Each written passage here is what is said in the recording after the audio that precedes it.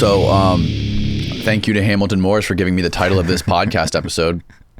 Andrew Gallimore is building a DMT machine to connect us to the alien worlds. Kind of. That's kind of true. Yeah. I'm not building it, but that's beautifully stated. Yeah. So, thanks for coming, first of all. Thanks for bringing your books, beautifully designed books. Thank you very much. What do you do? And how did you get into this world of psychedelics and doing what you do now and studying these extended stay DMT trips? Oh, it's a long story, Denny. I'm ready. I got at least 6 hours. Well, I mean, how far do you want to go back? I mean, when I was really young, like primary school age, I don't know what grade that is, but like 7, 8 years old, really young, I was interested in ghosts, vampires, werewolves, the unholy trinity, I used to call it.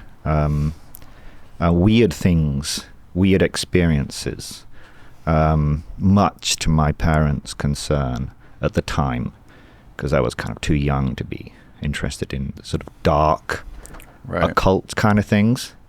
But as I grew and got into my teenage years and started thinking about my future, that kind of morphed into an interest in psychedelics. And I remember a friend, I'd been talking about psychedelics for a while. This was before I'd ever had any actual experience. Something about the stories that I'd heard about psychedelics kind of appealed to me. And I remember a friend brought me this magazine to school, and it had this Terence McKenna interview on the back page, and he was describing his favorite drug, something called DMT, and this just fascinated me. I thought, oh my God, this sounds incredible.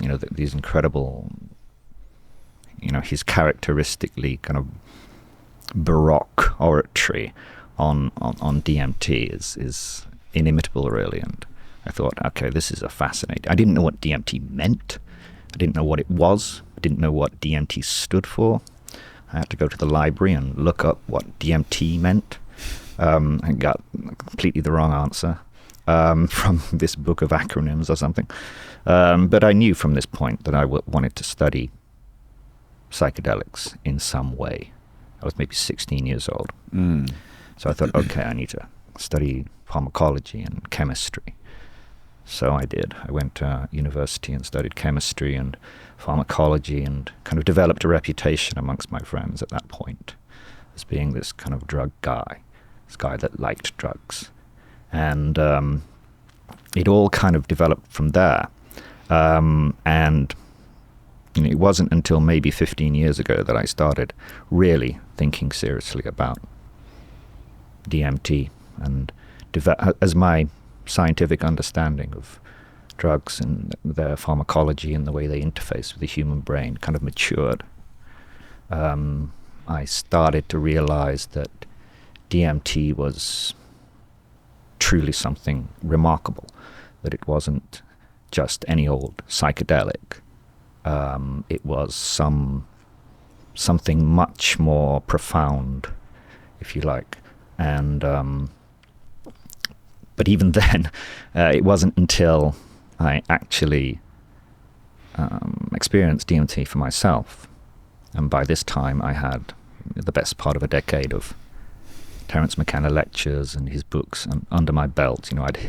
I'd heard all the stories. Wow, so you were deep into this before you ever experienced it personally. Exactly. And I thought, because of that, I'm prepared. I thought, okay, I know what I'm going to see. I know what it's going to feel like. I know what kind of experience this is going to be. But I was completely unprepared. It shocked me to my very bones when I first experienced DMT. And it wasn't even a breakthrough experience, mind. This was sub-breakthrough.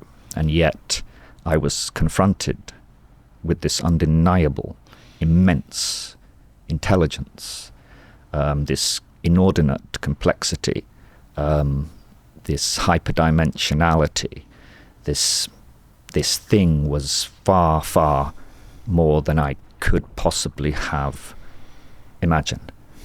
And I remember lying on my bed, coming back from this experience, kind of reconstructing my human self.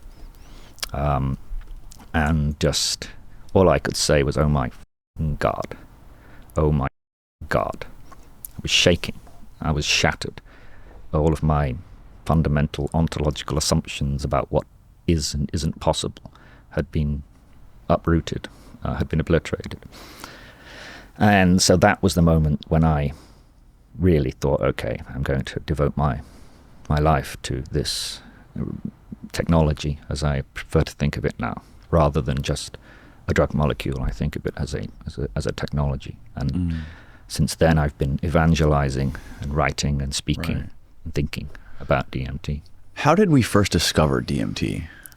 So, well, I mean, DMT has a history of use in humans that goes back thousands of years in traditional preparation. So ayahuasca, these snuffs, cahoba snuffs, yopo. This goes back thousands of years. But actually, the first time that kind of the Western world realized when the psychedelic properties of DMT, the molecule, were first discovered.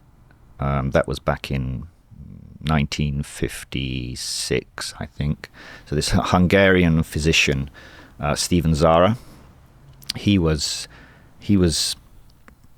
at the time, this was not long after Hoffman had discovered LSD, of course. So psychiatry at the time was becoming increasingly interested in psychedelics and their potential for studying consciousness, for studying the human mind, for studying disorders of consciousness, things like schizophrenia. And so Stephen Zara, he became interested in psychedelics, and he tried initially to get hold of some LSD. He failed. He was behind the Iron Curtain at the time. So he got some mescaline instead, which he consumed, and he had a beautiful experience on Christmas Day. But then he turned his attention to these cahoba snuffs, used by indigenous tribes in Amazonia. And there had been some previous research on these snuffs, which... What is a snuff? What is a snuff? So it's like so the cahoba snuff specifically is a ground up seeds, roasted seeds of this plant that contain a mixture of different tryptamines, but in particular bufotenine and 5-methoxy-DMT and also DMT. And the studies at the time had come to the conclusion, erroneously in my opinion, and in the opinion of Stephen Zara, that bufotenine was the major hallucinogenic or psychedelic component of these snuffs. So yeah, the snuff, to kind of go back to your question, the snuff it's ground to a fine powder and then forcefully. So you have this fine powder, very, very fine, a bit like, rapé. I'm not familiar with rapé. Okay, so that's a powdered tobacco snuff. The seed is finely ground up and then placed into a long tube that's maybe a yard long. Oh, wow. Yeah, and there can be up to a teaspoon, I've read in certain reports of this, is laid out in this tube. One person on one end, the mouth, the other person puts the tube up their nostril and then, forcefully forcefully blows this into your skull. I mean, it sounds like an appalling experience. I'm sure it was extremely painful. The eyes start running and mucus starts flowing from the nostrils. It's blood. It's not nice. There's certainly more efficient ways to consume psychedelics than that, so I don't recommend it to anyone by any stretch of the imagination. But these had been used for at least hundreds of years. So the studies of the snuff that had been done, the kind of chemical analysis, isolated bufotenine. And what they actually did is they took this bufotenine, they injected into a group of inmates at the Ohio State Penitentiary, I believe it was, and tested the effects, and they went purple, and they felt nauseous, and their blood pressure shot through the roof, and it wasn't, there was some kind of imagery that they saw, geometric visions, that kind of thing, but it wasn't convincing to Stephen Zara that this was the conduit to the gods. This was how they communicated with the gods. It just didn't seem that psychedelic. So he turned his attention to the other component that had been isolated, dimethyltryptamine. Bufotenine is 5-hydroxy dimethyltryptamine. It's a different molecule. Okay. Is that the one where people talk about like being inside the sun when they're in there, that everything goes white? That's 5-methoxy dimethyltryptamine. It has an extra carbon. Okay. But they're closely related. So Stephen Zara, he synthesized, he's also an organic chemist as well as a physician. He synthesized the DMT, and he started swallowing it in increasing doses.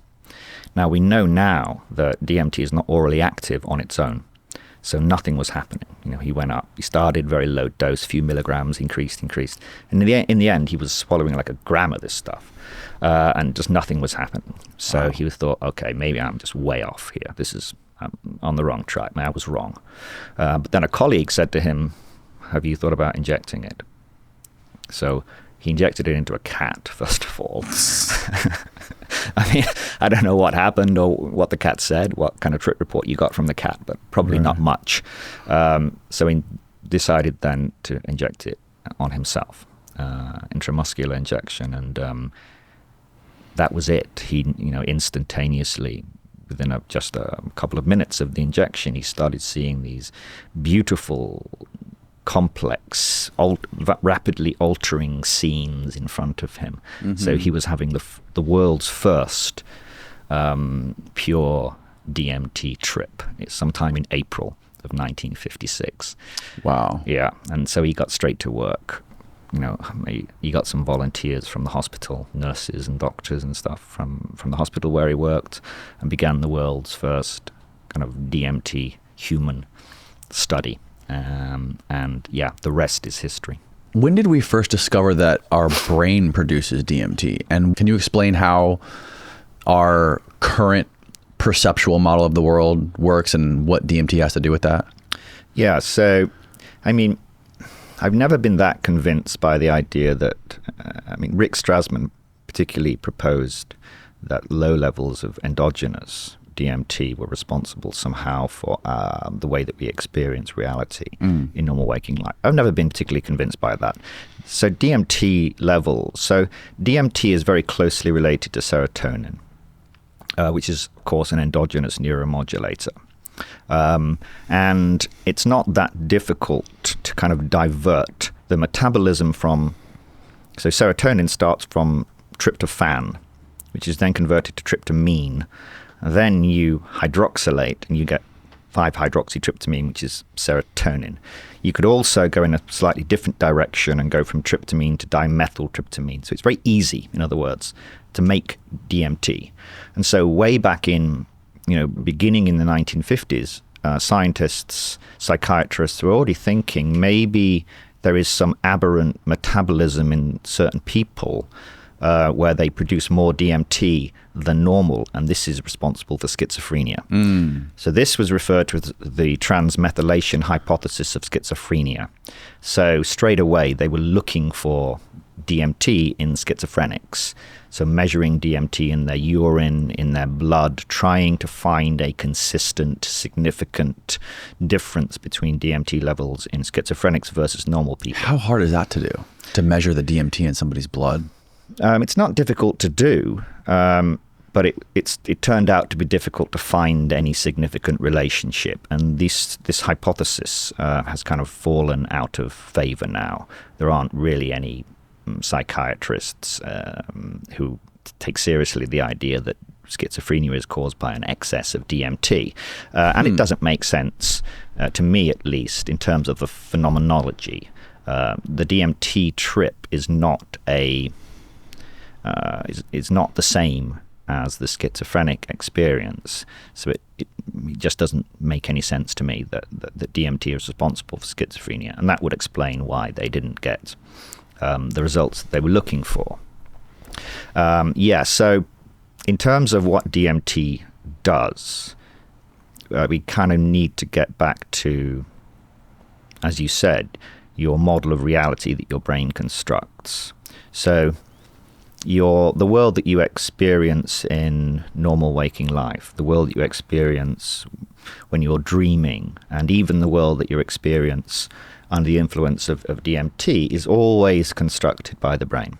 Mm-hmm. This is absolutely fundamental, and it's something that I repeat and I repeat and I repeat, because it's the problem we have with DMT, I think, is the questions about it are poorly constructed.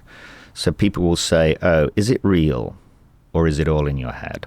You know, we've all heard that phrase, "Oh, it was all in your head." Right. But all experiences are, in a sense, all in your head. They're always being constructed by your brain. Your brain constructs your world model. Your brain, I like to say, is a world-building machine, right?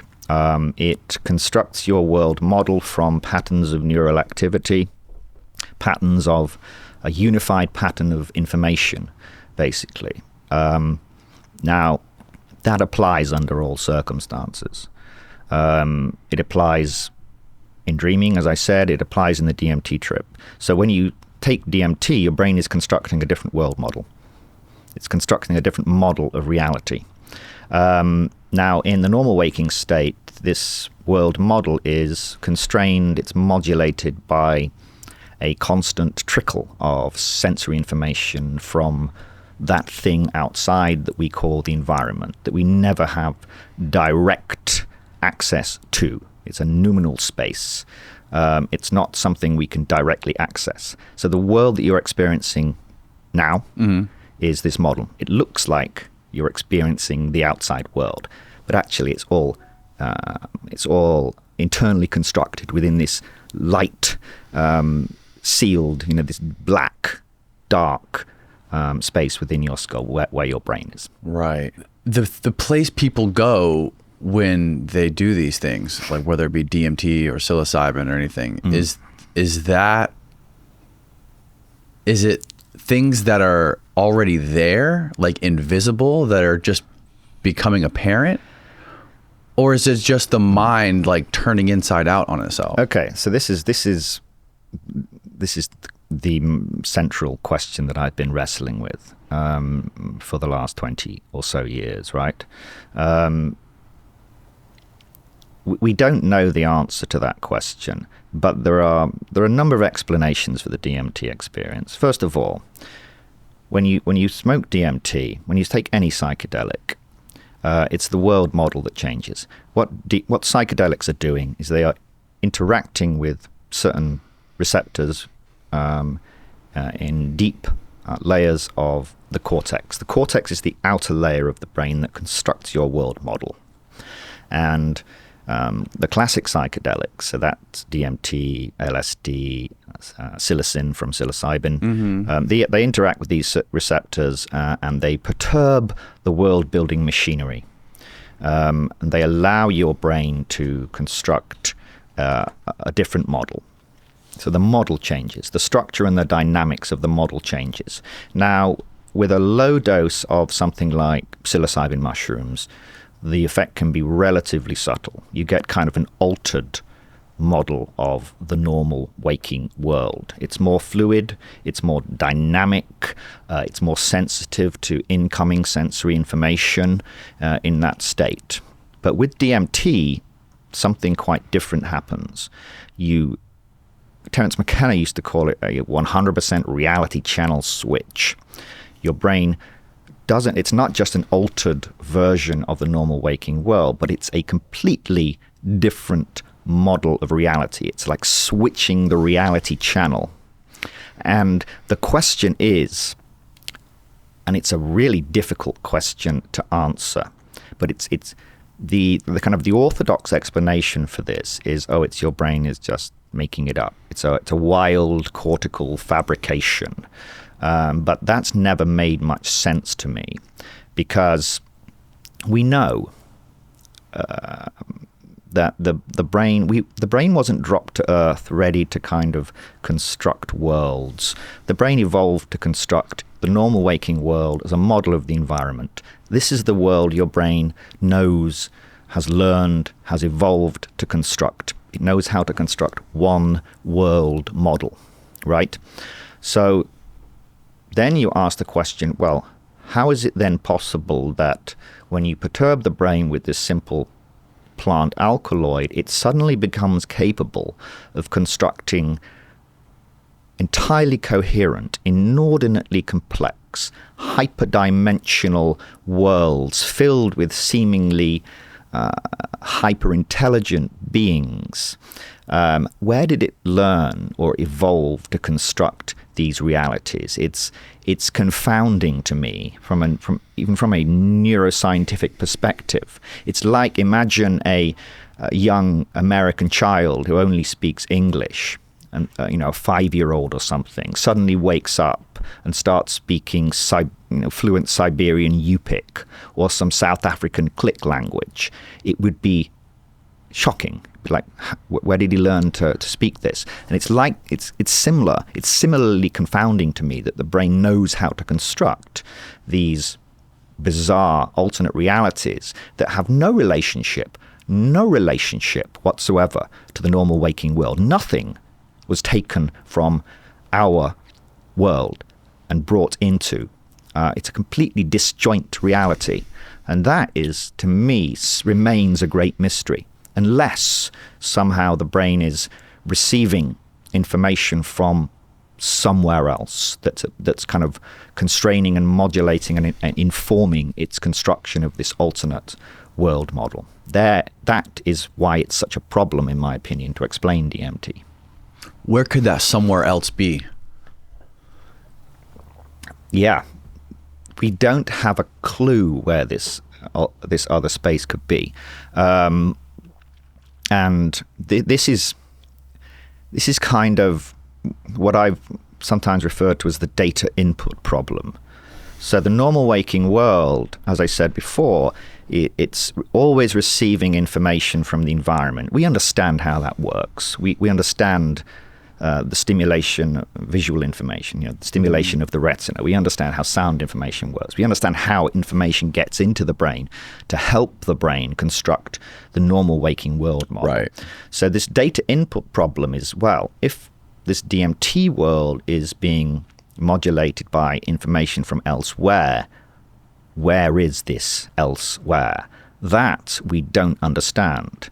Might not be within the constraints of space-time. Well, exactly. And this is where, well, probably getting to later, we start to think about where these other domains might be and the kind of relationship between our reality and these other domains, and particularly the intelligences that we see within these other domains, which are often way beyond anything in this we can imagine in this universe.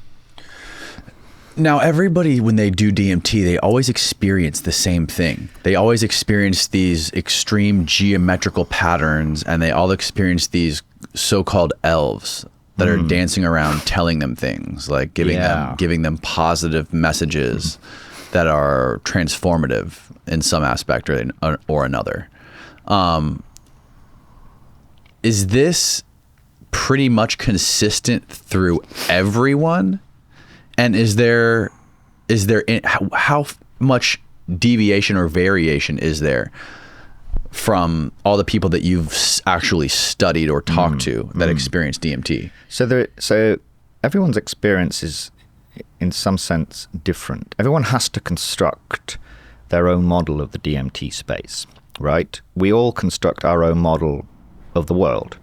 Everyone's model of the world is in some way different, yet there's a certain consensus about what's what. I can never get access into your brain and look at your model and see if it maps to mine. I think about that all the time. I think about like I'm looking at you right now and I see this room, and if I walk outside, I know like what the trees look like and what the cars in the parking lot look like. But I always wonder, like, how would you know, looking through somebody else's eyes, if they're seeing the same thing? We use the same language to describe these things. Yes. The language is the same, but we have no fucking clue if it's how similar or dissimilar it really is. Yeah, I mean, this is why we refer to it as a consensus reality, because there is some consensus there. But I don't know if when you look at the color green, what that looks like to you is the same to me. It doesn't, because I have a very mild form of color deficiency, mild form of red-green color blindness. So my reds look different to your reds, but we agree that they're reds. And you can apply this, of course. I mean, we don't even know, if I was to be able to look through your eyes, whether even that world that I saw would make any sense to me. And that's kind of wild, right? It might be completely confusing and bizarre. Right.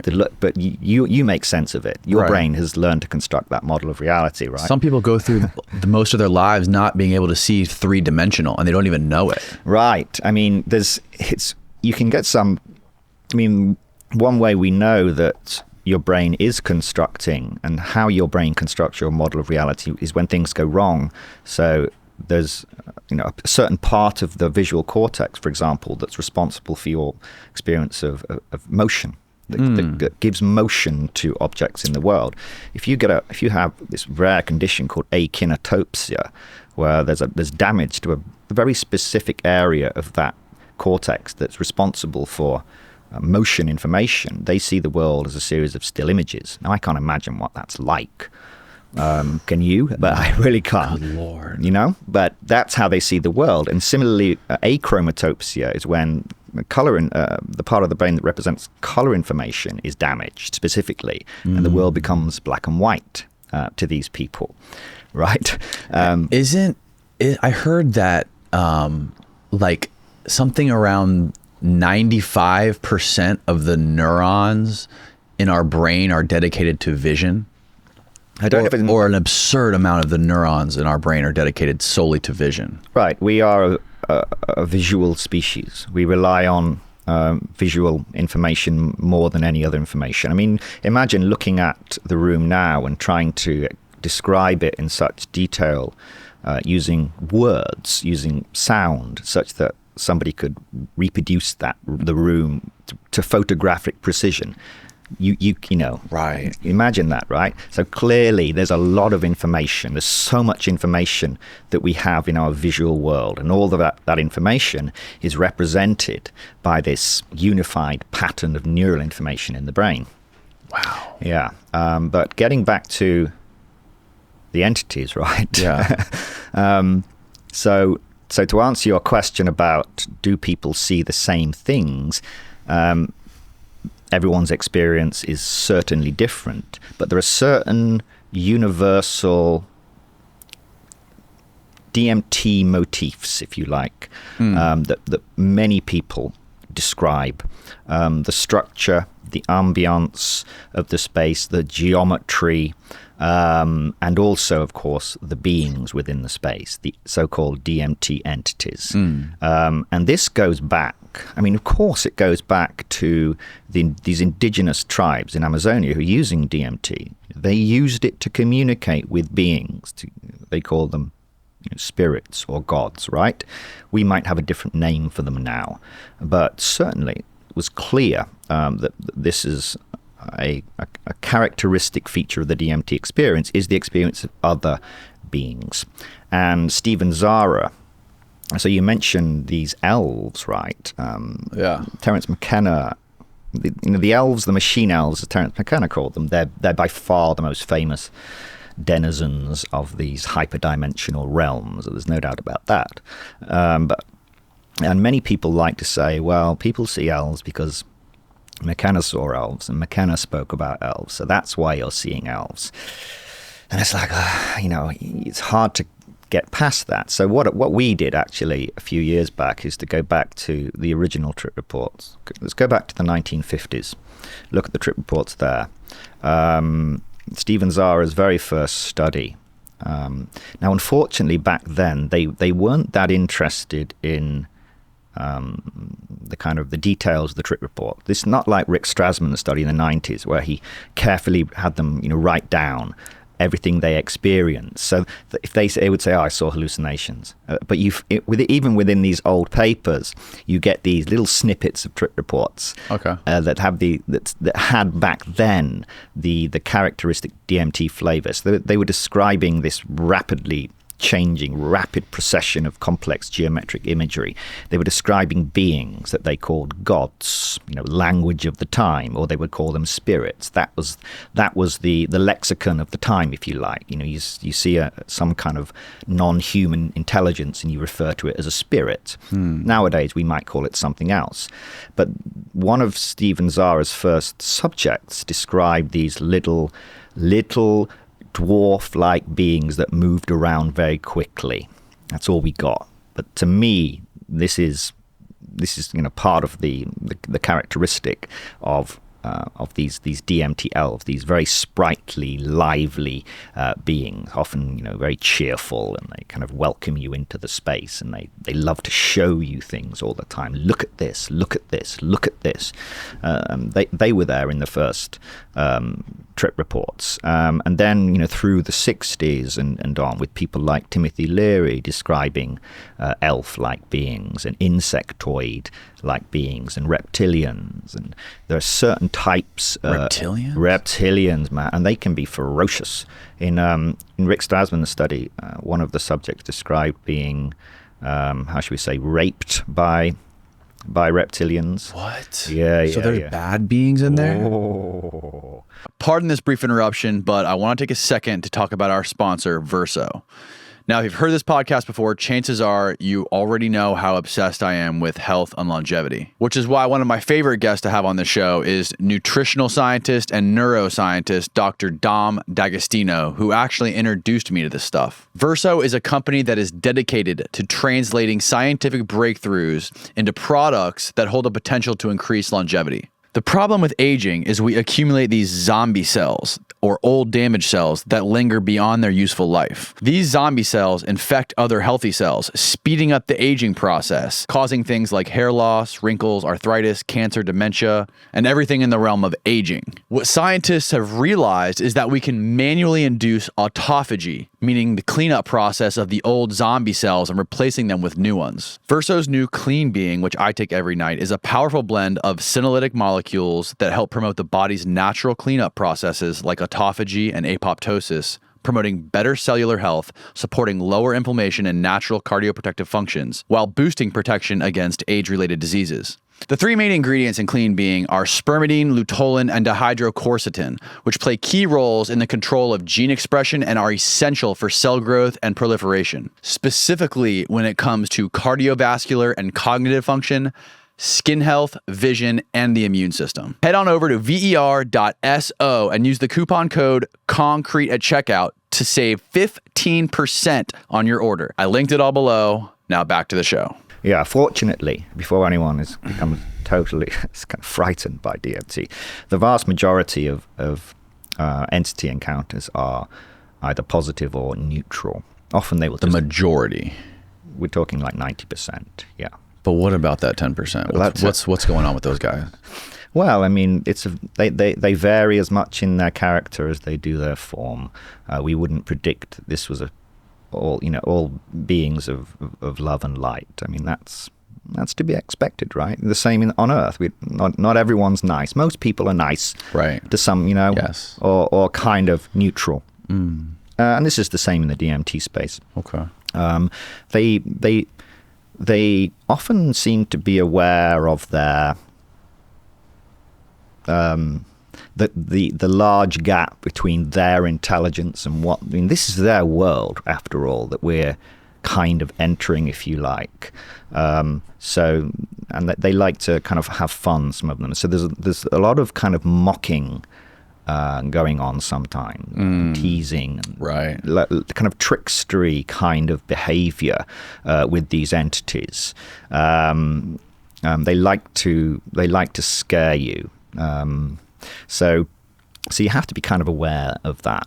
But there's no evidence that they can actually do you any harm other than giving you a bit of a scare. Has anyone ever been harmed by DMT? I mean, other than like abuse? Because I know personally people who during their young age, like through high school and through college, that abuse psychedelics like LSD or mushrooms, that they've been off ever since, or like they never really cognitively recovered from that.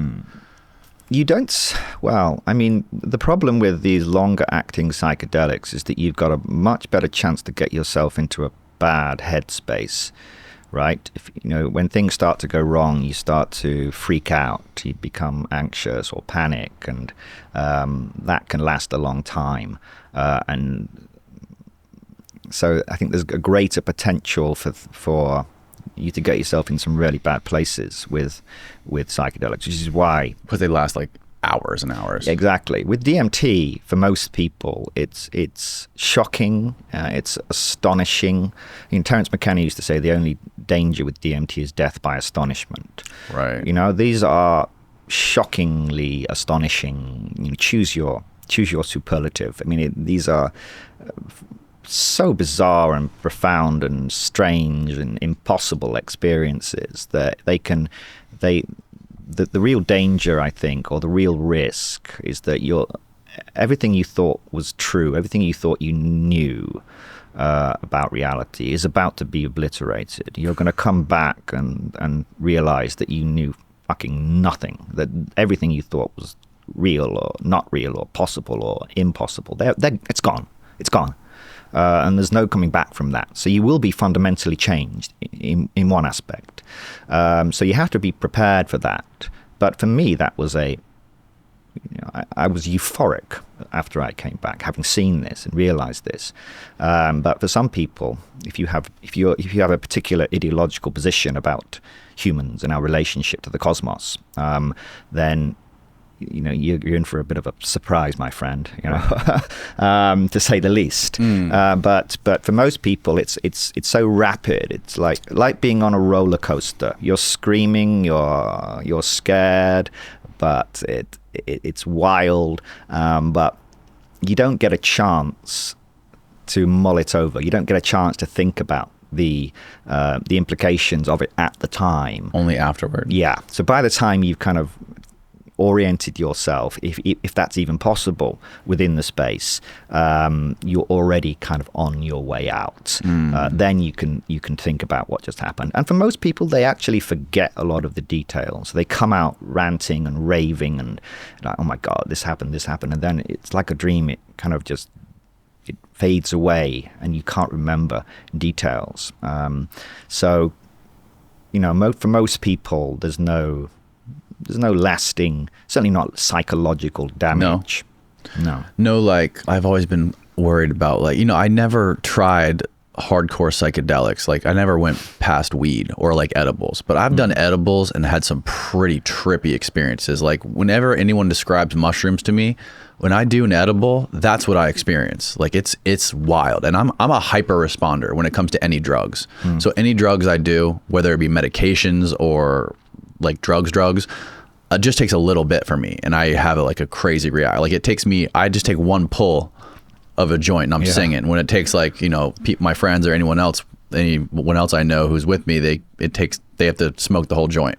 But for me, it's only one pull. Yeah. So like I've always been super scared of diving into that world. And then on top of that, when I was little, when I was young, I heard a story. I don't remember where I heard it, but I heard a story about these two Marines that were roommates, and one of them took mushrooms, and the guy was tripping on mushrooms, killed his roommate, cut his heart out, and cooked his heart in the oven and ate it. And after I heard that, I was like, I'm never trying mushrooms. But there's a lot of those fake stories that came out like in the early 90s. Oh yeah, I mean those stories go back to the 1960s. Yeah, people jumping off buildings because they thought they could fly, and there's no doubt. I mean, these drugs aren't without risk. Anyone who claims that shouldn't be listened to. There's certainly these are very strange headspaces that you're getting yourself into, and of course there's the potential for problems. Then these are not drugs. These are not party drugs for most people. I mean, some people do like to use them as such, but certainly for someone who's inexperienced, you need to be very careful about what you're doing. Be in the right environment. Right. Be with the right people, someone who is not tripping and someone who's very experienced with it, so they can redirect your consciousness. But all of that stuff, DMT seems to kind of transcend set and setting, I always say. It has no relationship to normal human experience. Right. And it's so fast. There's basically nothing you can do to prepare for it, in my opinion. And there's so another thing I would be concerned about is coming out of it and having like a lasting slippery grip on reality afterwards.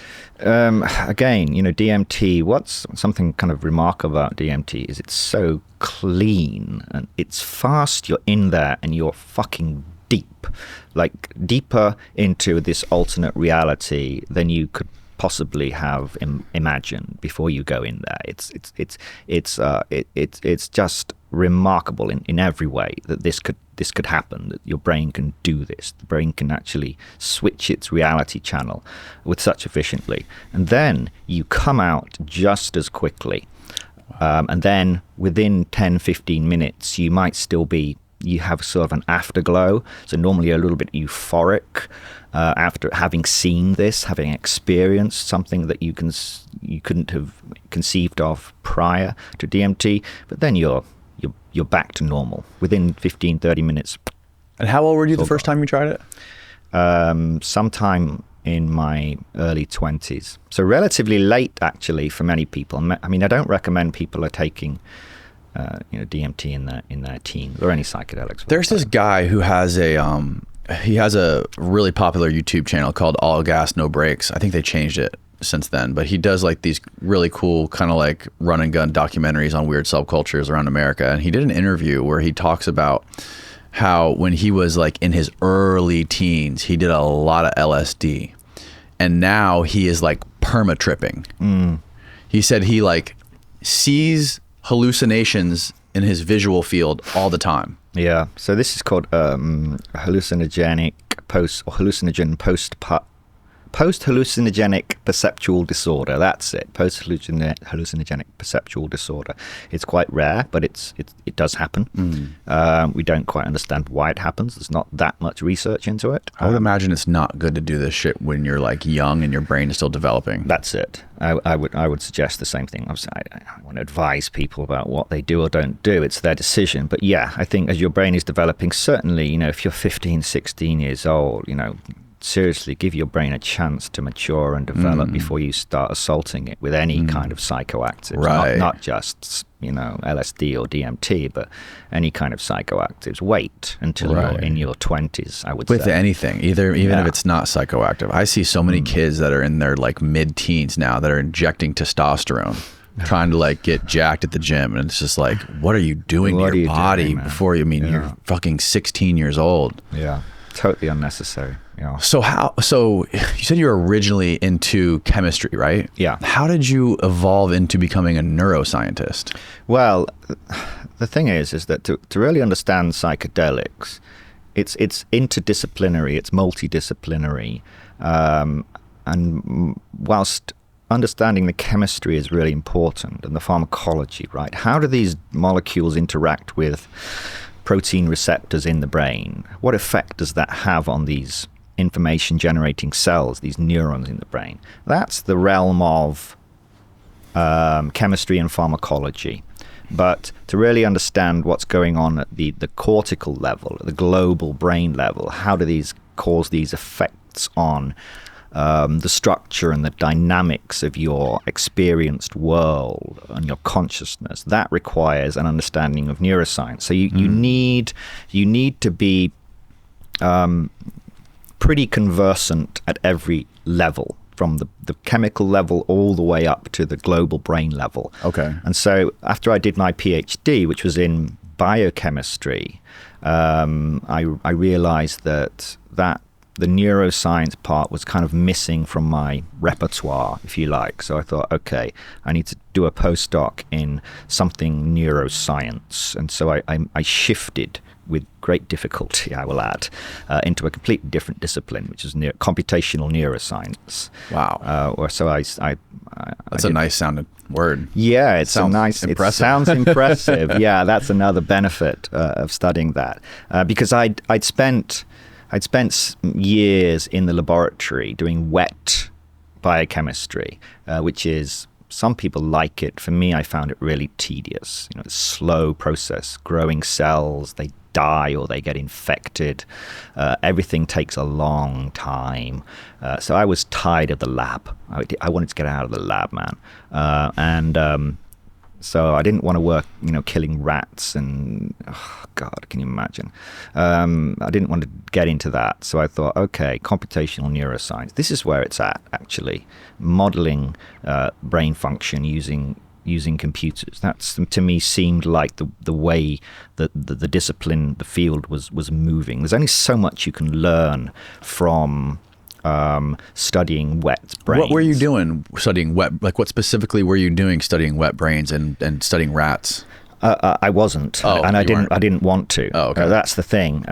So I thought, computational. That's the route. So I did a couple of postdocs. I did one in England, York University and Oxford University, studying synaptic plasticity, computational models of how neurons communicate and how those connections change over time as we learn, etc. And then after that contract finished, an opportunity, shall we say, opened up in Okinawa in Japan. And I'd always wanted to live in Japan since I was a teenager for some reason. Don't ask why, because I don't know why, but I did. And I tried to learn Japanese when I was a teenager as well, but failed at it. Yeah, because my German teacher said I couldn't. There's something fascinating about Japan. Yeah. I'm in the middle. I'm on season 3 of Man in the High Castle right now. Oh, really? Have you seen that? I haven't, no. In the original language? I never knew it was in Japanese. Oh, maybe it isn't. I don't know. No, yeah, no. It's basically a show about if the premise of it is if America lost World War II, and it's the Nazis and the Japanese are occupying North America. This is P.K. Dick. It's a P.K. Dick story. Oh, is it really? Yeah. Oh, okay. Yeah. And so they're basically in an alternate reality, right? And there's this one Japanese guy, the trade minister, who is able to meditate and travel into our current dimension back in whatever it was, like the 50s or 60s in America. And he's being able to go back and forth and visit his family in that dimension and then his life in this dimension. And there's this crazy, it's insane. It's really mind-blowing. But it's a lot of the Japanese culture really comes out in that documentary. It's fascinating. Yeah, Japanese is, I love the culture. I love the people. There's something weirdly, I would say, to many people at least, quite psychedelic about Tokyo. It's a very strange world. It seems to me almost DMT-esque in just the lights and the complexity of the city. It's like a fractal city.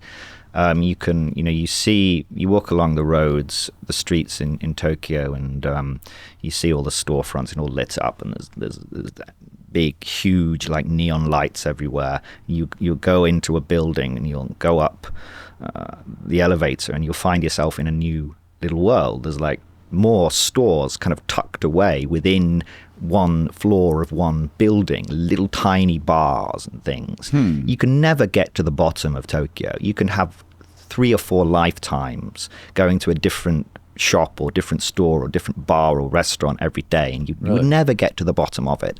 So it's very cool. It's very small. All the streets are kind of narrow. It's very different to Florida, believe me.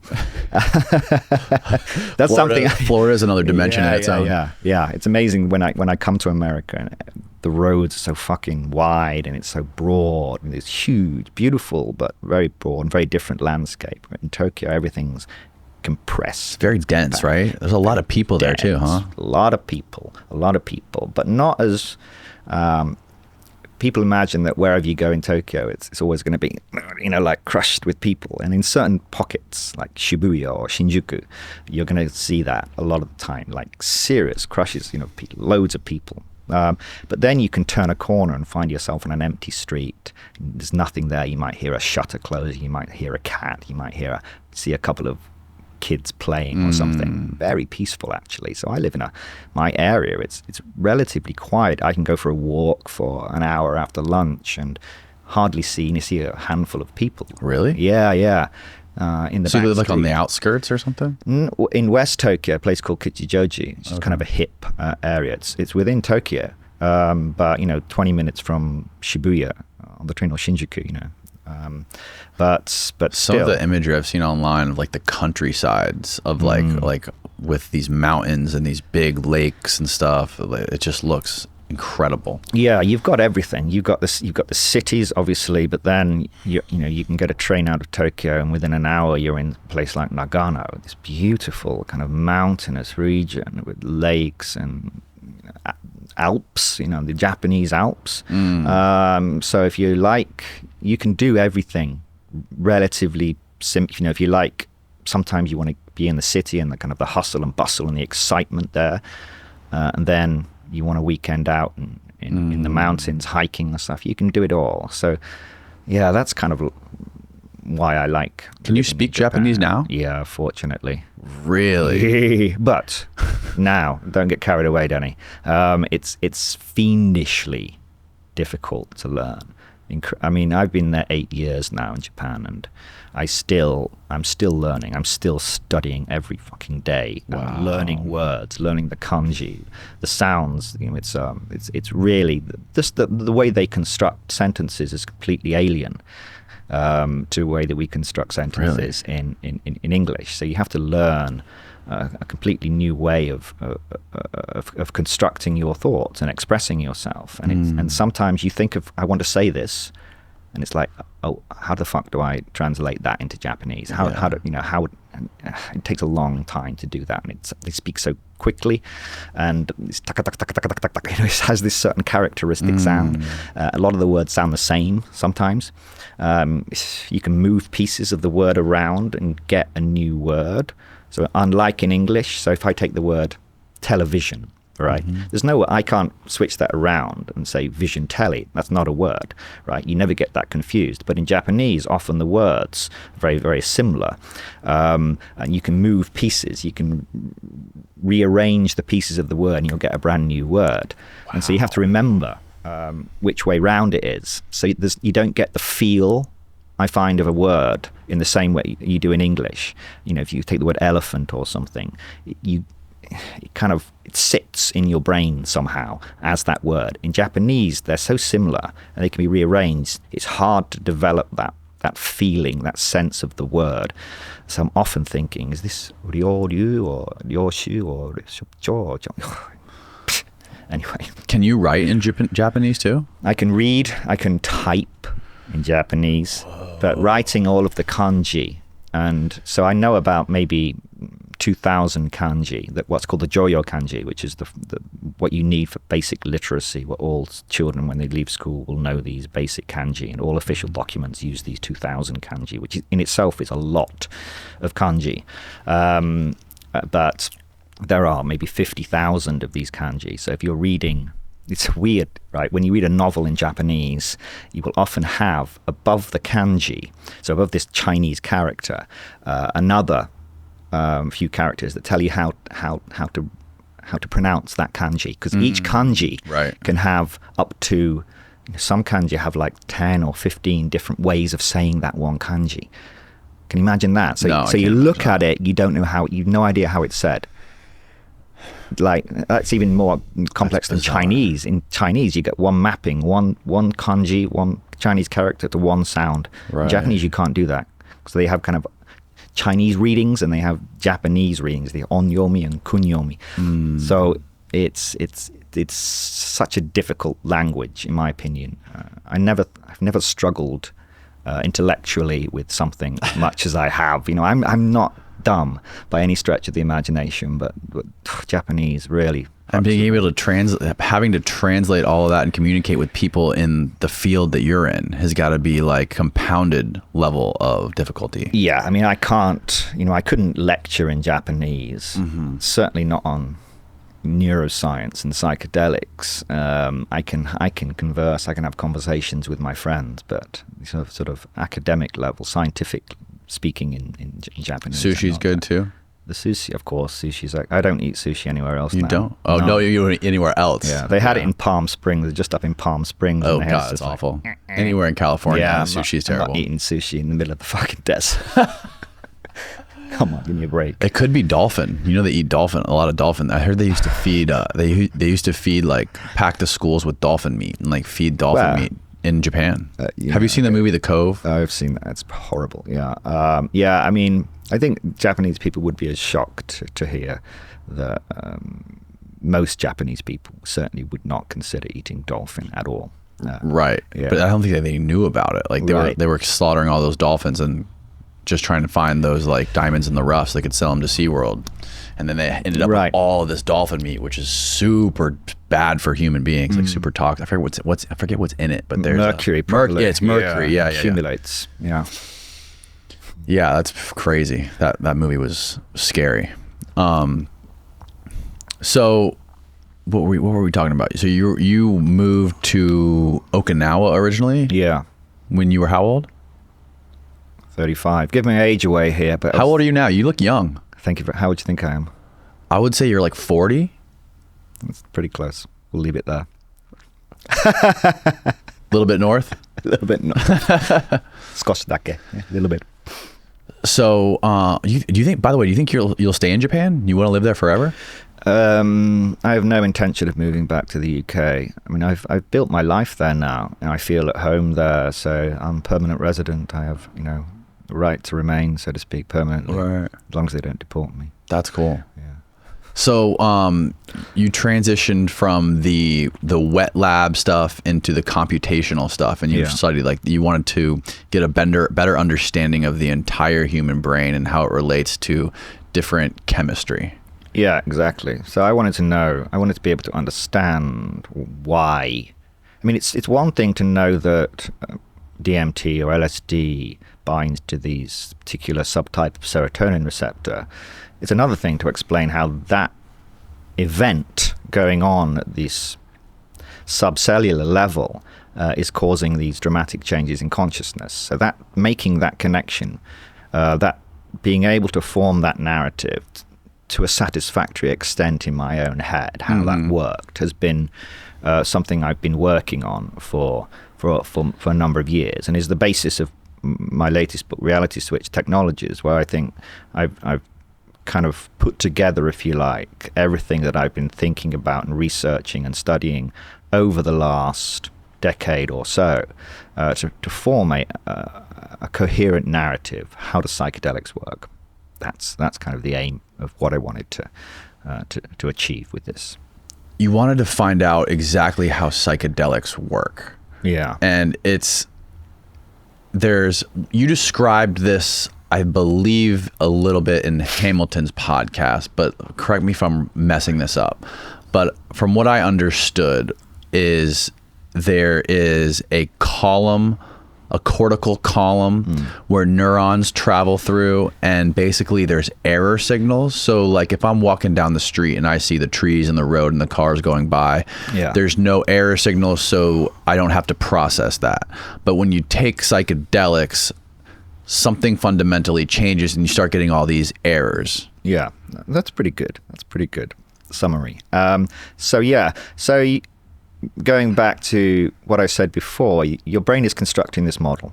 It's a pattern of neural information. It is these cortical columns. So the cortex is constructed as like a 3D mosaic of these columns, right?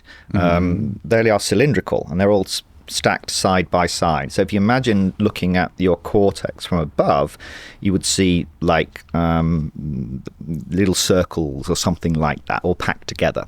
And each column is responsible for, is the fundamental computational unit of the cortex. It's responsible for representing a basic feature of the world. And so, you could think of it like pixels in a way. That might be a little bit misleading, but you can imagine an image is formed from lots of pixels. So imagine your entire world is constructed as this mosaic of a pattern of cortical column activation, basically. And this pattern of activation is changing all the time as your experience of moving through the world is this constant stream, this constant flow of this cortical column pattern of activation. Does that make sense? Mm-hmm. Yeah. So what's happening when you take a psychedelic? Well, actually, let's go back to, you mentioned error signals. So your brain has this model, right? Your brain's model is kind of like its best guess, its best hypothesis about what's going on in the world. So it uses its model. Your brain has this model. It's working. The brain doesn't know if this model is true, if it's correct. It doesn't care. It has no way of knowing the truth of the model. All it knows is, does this model work? Does this model allow me to predict the flow of sensory information, right? So the sensory information is always entering the brain. The brain is trying to make predictions about what's going to happen next. If this model is working, the brain should be able to predict the pattern of information that is coming next. So, to make this a bit clearer, imagine you've got a pool ball rolling along a pool table at a constant speed. It's right. So your brain constructs this model of this ball on this pool table, right? And so because the ball is moving at a constant speed, the brain knows that, it has a model of the movement, the trajectory of this pool ball. Your brain knows that, the ball is here in this position now. If the model is correct, it should be able to predict the sensory information coming from the ball in the next moment. So your brain has this model. It's working. It doesn't need to know, actually, anything really. It doesn't need to know anything new. There's nothing surprising happening here. The ball is just moving. Yeah. And so when the brain receives that information from the ball that's moving constantly, it says, okay, this model is working. I don't need that sensory information, and it extinguishes it. It filters it out. It doesn't need it because the model is working. So does that make sense? Yeah. You're frowning a little bit, but no, I'm just thinking. You're yeah, concentrating. It makes sense. Yeah. Yeah. So, so the brain doesn't. Processing sensory information is expensive. It has to be passed through these neurons, and neurons have to communicate, and there's a lot of energy expenditure in processing information from the outside world. It also disrupts cortical activity. So your brain tries to filter out and not use sensory information as much as it can. Right. So as long as the model is working, your brain is making these predictions all the time. You don't know it, but your brain is making these predictions all the time. If the prediction is correct, nothing happens. You don't process that sensory information. It's filtered out. But if something surprising happens, the brain didn't predict. It makes a prediction about sensory information. That prediction turns out to be wrong. The pool ball suddenly takes a right turn, right? That's startling. And your brain then, it generates this prediction error because there's a disconnect between the prediction and the actual sensory information. Okay. Yeah? Yep. This creates an error. So if the prediction matches the sensory information, there's no error. If the prediction is different to the sensory information, there's an error. There's like the gap, the difference between them. This prediction error is then processed and sent up into the higher levels of the cortex, and it's used to update the model because the model must be wrong. The model's not working anymore. It must be wrong. And so then only these error signals need to be used to update this working model. And this is much more efficient than trying to absorb all of this sensory information. Most of it, you know about anyway. So what is the error? What does the error look like? The error is just like anything else, in the cortex, is a pattern of information in the form of action potentials. It's electrochemical signals being passed up through into the cortex. So is it like learning? So like learning would be an error? Yes, I mean, there's learning. Well, there are many types of learning, but certainly all the time your brain is updating its model. I prefer to think of it as a model update, which you could think as learning. So if I'm like learning to play chess for the first time, would it just be a ton of errors? Or if I'm learning to play do any sport that I've never done before. Yeah, that's probably a better example. Sport, right? That's probably a better example. Yeah, and you're learning when your brain is faced with a novel situation he hasn't seen before, it doesn't have a very good model of it, then you're going to get a lot more prediction errors. But as the brain refines its model, those prediction errors start to go down. Yeah. Okay. A good example, when I was a few years ago, I was walking through my hometown, and in the window of one of the department stores, right in the window, weirdly, was a police officer stood there. What's he doing there? Like literally stood in the window next to the mannequins. This police officer, yeah. But as I walked around, so at that point, let's think what's going on. My brain has seen this sensory information, received this sensory information, and it says, okay, there's a police officer there, and there literally was a police officer in my world model. That's the important point. My brain constructed a model of this police officer based upon, what it knows about the world. Now, as I walked around, so the brain is then predicting, as I walk around the police officer, I should see, his face go into profile. The brain is predicting what it's going to look like, the sensory information it should receive. Right. But what was it? It was a big photograph, flat photograph of a police officer that had been put in the window. It wasn't actually a real police officer. And so, as I'm walking around, where I should see the face come into profile, that didn't work. There were error signals. The model was failing. Then my brain said, oh, this model is wrong. And I suddenly realized, it's just a photograph. It's just there to kind of discourage you from stealing, I guess. Right. So that's kind of how your brain is doing that all the time. It's it's building this model of everything in the world and trying to predict what's going on. It's only when it fails to make the prediction that it generates these error signals that your brain then uses to update its model. Have you seen the hollow face illusion? No. So the hollow face illusion, people can Google this. It's very famous. It's your cue, Michael. There we go.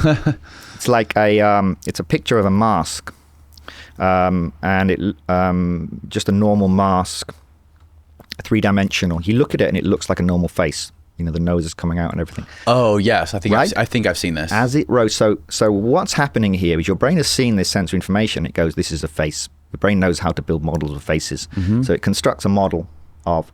There we go. That's it. Yeah. I've seen a different one. I've seen like a statue or something that. Okay. Right. So if. Oh wow.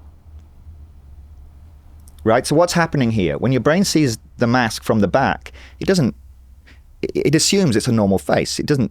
The brain is not used to constructing kind of hollow reverse images, right? Yeah. Concave faces like that. So your brain constructs a normal 3-dimensional face, and you see it exactly as you would a normal 3-dimensional face. But as the mask rotates, the predictions of the model start to fail, right? Yeah. And so your brain then has to update its model. That's when you realize, that moment you realize, oh, it's the concave side of a mask. That's the moment your brain has updated its model. It's changed its model from convex, regular, normal face, which is the default, to this alternate alternate model, right? Right. So that's what your brain is doing all the time. It's constantly testing. It's a cycle of model testing. That's the role of sensory information. So you don't actually need, as long as your model is working well, you don't really need much sensory information.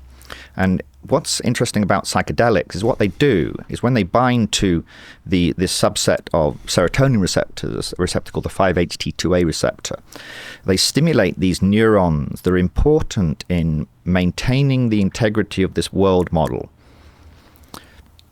Right? So I spoke about these cortical columns earlier. Well, you mentioned them first, right?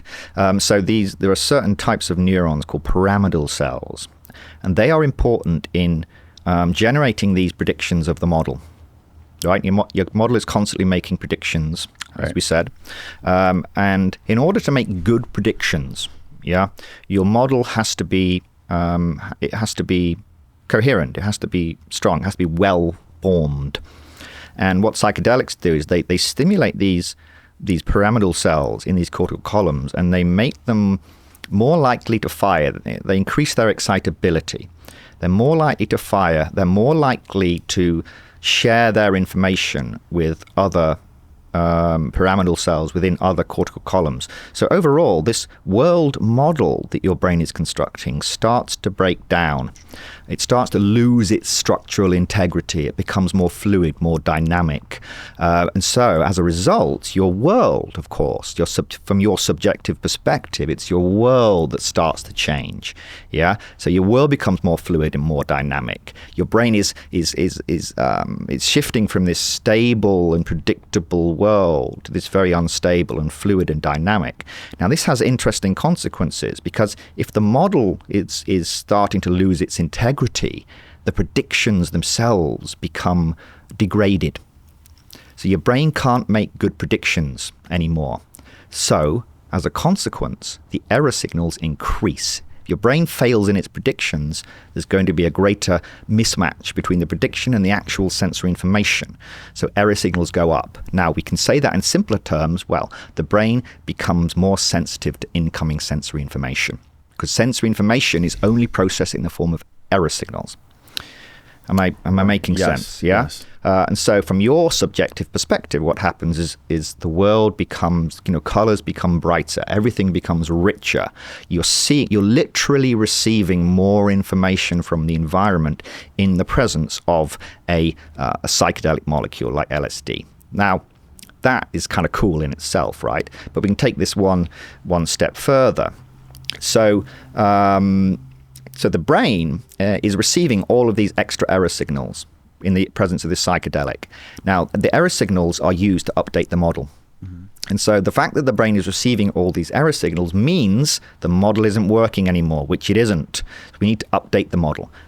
But no matter how much the brain updates its model, it can't reduce these error signals, because the model just has lost its structural integrity. And so this means that as the brain constantly tries to update its model, from your perspective, the identity of objects changes before the eyes. That's what's happening. So you'll look at something and its identity will change. Yes, you will look at a microphone and it will become a cat or something, or you will look at the pebble driveway. This is described by Alexander Shulgin in his book Pikal. He looks at this pebble driveway and it becomes this glistening bed of gleaming jewels. Then it turns into a snake, the back of this huge, beautiful snake. So that's kind of that experience, which is quite common with psychedelics, can be explained just by looking at this simple interaction between this molecule and this receptor and working it through to the effect on the model, the effect on the brain's ability to make predictions based upon its model, loss of integrity of the model, failing predictions, increased prediction errors, greater model updates. So that's the level of understanding I've been trying to reach over these years, is trying to make that connection, this multi-leveled connection between effects on receptors and why people have these certain subjective effects. Wow. But that doesn't explain DMT, which is... That does not explain DMT. Not quite, right? So what you just described, it sounds like right now the brain structure, the way it works, the way these cortical columns interpret the world and basically funnel it to us, to what we experience, it seems like it's crystallized. Got it. Am I kind of like getting this right? It seems like it's crystallized in a certain way, and when you introduce the psychedelics, what it does is sort of like melts that and makes it more plastic. You got it.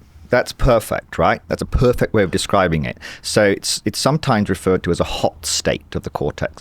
I think of it, imagine like a piece of glass that's very, very rigid, very hard. You can't manipulate it, right?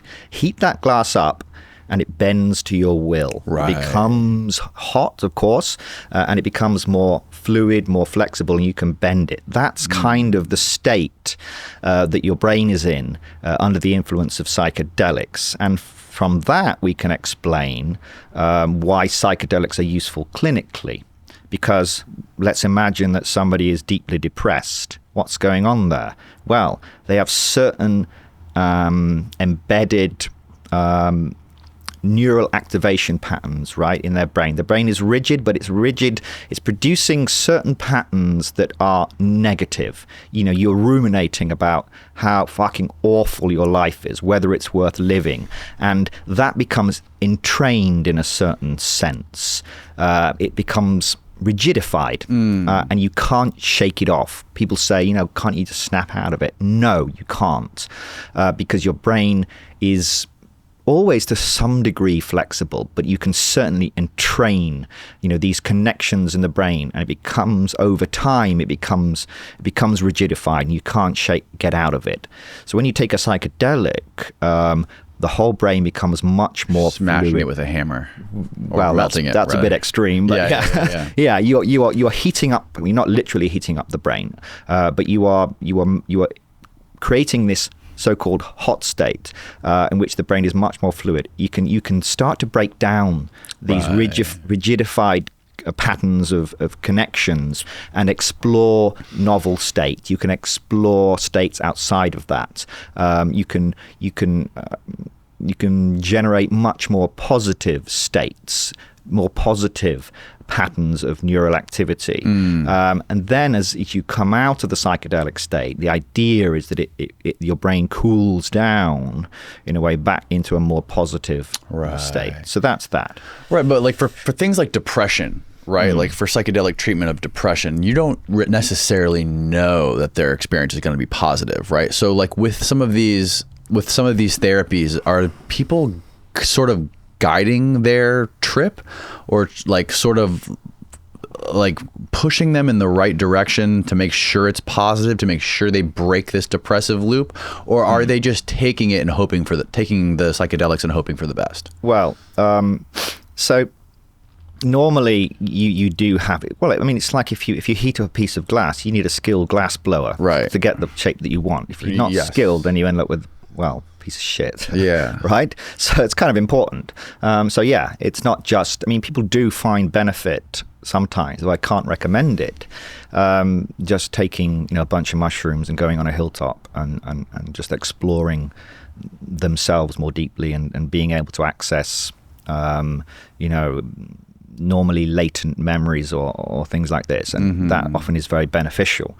But sure, in a clinical setting, you won't just have the tripper, the patient, so to speak, but also somebody who is going to direct their thought process, direct their consciousness into more positive places. Yeah, for sure. Yeah, that seems like it's got to be something that only comes with experience, to where you can do it and kind of like actually take some sort of, like, is that possible? Can you do this? Like get into like one of these states and actually control it and sort of like become part of it? Because I know, at least in my experience, it's always something that like I'm fucking white knuckling the chair and hoping like, God, get me out of this. But, you know, for someone who's doing some sort of therapy to cure their depression or PTSD or something like that, they're brand new to it, and it's going to be terrifying, and they're going to want to take, that's a natural instinct, is to be like, I've lost control. How do I regain control? Okay, so this is, so before I was talking about this, the brain becoming more sensitive to the flow of information from outside. So one way of thinking about this, and this will relate to DMT when we get to that a little bit later, is that the brain is more susceptible to, or the cortex is more susceptible, because it's in this hot fluid state. It's more susceptible to incoming information. Yeah, so the incoming information, if you like, is helping to reorganize. This is what I call informational reorganization. The brain is much more susceptible to being reorganized by sensory information, incoming sensory information. Now, there's also another source of information coming from, not from the outside, but coming from deeper brain structures. So all the time, your world is being modulated and informed, not just by information from the environment, but also memories, for example, right? The way you've seen the world before and how you remember the world before is important for how you're seeing the world now, and useful. It's useful to know what a cat looks like. Yeah, you don't have to kind of build the model of the cat separately. It's useful to know if you've if you met somebody and the last time they were, total dick to you, right? And you had a really horrible argument. When you see that person, your instant response is going to be, back off, I'm going to avoid this person, right? It's almost a subconscious kind of thing, right? Because your brain has this memory and it sees that person. You don't have to think. You don't see their face. You just see their face. Oh, fuck that. I'm out of here, right? So that is the memory trace of this individual, and the emotions associated with it are also flowing up into your world, that's happening all the time. But again, that is kept under control. You don't want your brain being flooded by memories when you're trying to navigate the world in the current moment. You don't want to be, and that's quite difficult sometimes, you don't want to be thinking about, imagine if something, when something really awful or annoying happens, or you said something to somebody that you regret, and maybe you're driving and you can't stop thinking about it, and it's, oh God, I wish I hadn't said that, and it intrudes. You can't fucking concentrate because this memory of what you did, it's so emotionally charged, is kind of intruding into your world. That can happen. So this brain's world model is not only trying to constrain the flow of information from outside, it's also trying to constrain the information coming from these lower subcortical brain structures and an area called the hippocampus, which is important in memory. So it's stopping the flow of information from memory as well, keeping that down to a trickle, just what your cortex needs to help, to inform the current model of the world. And what you see in psychedelics, and this has been observed for many decades, is that under the influence of high dose LSD, for example, people get flooded with past memories. Really? Yeah, they find themselves reliving experiences in the past. So you can imagine, right? And why is that happening? Well, it's happening because your world model is losing control of the flow of information from the senses, but also losing control of the flow of information from these lower subcortical structures, including the hippocampus, that's responsible for memories, right? And so we kind of understand why that's happening.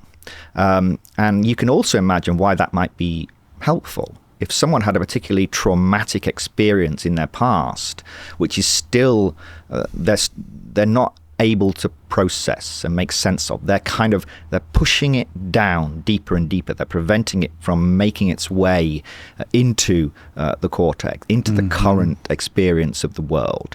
So they're unable to process it. What psychedelics can do is allow that, kind of release those what I guess psychoanalysts would call repressed memories, repressed traumatic memories, releasing them up into the cortex so they can be dealt with. But that in itself can be very traumatic. So this is why you need someone really experienced with you when you're doing this. So if you suffer from something like post-traumatic stress disorder, you might be repressing memories of the traumatic experience for very good reason, because they can cause massive disruption when they enter the cortex, but they need to be dealt with. You need to what is the downside of them being just keeping them repressed? What is the actual effect of having these traumatic memories that you just don't even think about anymore? Yeah, I mean, just because they're kind of repressed doesn't mean they're not having an effect, and certainly they're always connected to emotion. And emotion is also central to how we view the world. The way that we emotionally respond to things is absolutely central. That's our value system. We're constantly judging. When we meet someone, we're constantly judging. How we respond to them depends on how we feel. Always that's happening. And if you have these repressed memories, then they can still have some kind of influence on the way you're interacting in the world in quite negative ways. Right. And so you have to kind of bring them up and process them properly and form for more adaptive or more positive constructions of these kind of models of these and memories. So it is useful, I think, to kind of release these repressed memories, but at the same time, it can be dangerous, opening these floodgates. So it should always be done, of course, with someone who's kind of experienced. Wow. When you were talking about having these triggers that unlock deep buried memories, I remember that happened to me the other day. I was walking down the street, and one of my neighbors had their garage door open, and they must have been doing the laundry. And I got this pungent smell. It was a good smell, but it was this smell that I haven't smelled in like 25 years or like 20 years. And it brought me and it put me right back in the last situation I was in where I smelled that smell. And it was like this girl's house during high school. It was like hanging out in her bedroom. And I remember specifically being there because that smell was always in her bedroom. And it literally just shot me back into that part of my life. And it was so weird. And I kept wanting to like go back because like I would forget about it as soon as it went away, or I would like have trouble recollecting it again. So I'd walk back past it and it would like shoot me right back into that memory. It's so strange. Yeah, smell it's so evocative. I mean, I will smell a perfume of like an ex, like a long time ago. Like we're talking maybe 25 years ago when I was with this individual. I haven't seen them in, more than 2 decades. And yet when I smell that scent, it's like instantly it's associated with that one person, and it always will be. Yes. It's so weird too, because like I had no idea that memory even still existed in my brain. Like it's like I think my hard drive's full because all this stuff I do, and like I don't have room for any more memories. But like the fact that memory came up from that smell was just mind blowing. Like I haven't thought about that smell in over 20 years. Yeah. I mean, smells do elicit very strong, kind of emotional responses. I mean, this is important, of course, in our... But it's not with like sight or like noises so much. Maybe a little bit. No. Smell directs to very deep centers in the brain. I mean, you can imagine if you smell like putrefying flesh, the response to that is pretty strong, right? If you open the refrigerator and you've had some shrimp in there that you've left in there for a month, it's like instantaneous, and it's recoil. It's a reflex response here. This is appalling. It's this sense of disgust, and that's obviously so important in our for us to survive, to be able to recognize rotten food, because if you make a mistake of eating rotten food, then you can die, right? And the same with positive scent, not things that smell nice, for reasons as well. Fruit smells nice, right? These kind of scents. So this is why we have this scent is hardwired into deep areas of the brain and can elicit emotions, and emotions, of course, are highly connected to memories. So you can imagine you're setting off, you're triggering this emotional and memory circuitry with certain smells. And that's why when you smell something that was emotionally charged to you, right? So you don't get this effect if you went to, I don't know, something kind of mundane and that was not particularly important to you, 20 years ago, and it's had a characteristic smell. When you smell that, probably nothing will happen. You're not going to go, oh my God, that smelled like that studio that I went in for 5 minutes 20 years ago. No, right? But if you, as I said, with like a relationship, when there's a strong, whether it's positive or negative, strong emotional, because emotions are important in forming memories, right? If you get yourself in a bad situation where you're frightened, right? Let's say you get robbed down a particular dark alley somewhere in, I don't know, wherever. At that point, your brain knows, okay, this is something I need to remember. If you're scared, you need to remember this. It's clearly something that Your brain has to hardwire so that if you get yourself in the same situation again, that you will know how to respond. And so often, if you will avoid that dark alley for the rest of your life, and every time you go down there, even if you go down accidentally, your brain is going, oh no no no no no no. Yeah, and it recognizes the structure of this space, and it activates this emotion. So sometimes when you have this gut feeling, it's like, I don't like the feel of this. Your brain has made some deep processing that's unconscious to you. You don't recognize it. It's not up here. Your brain has made that connection. This is bad. And you get that gut feeling, that feeling in your gut, that emotional response. I need to get out of here. Right?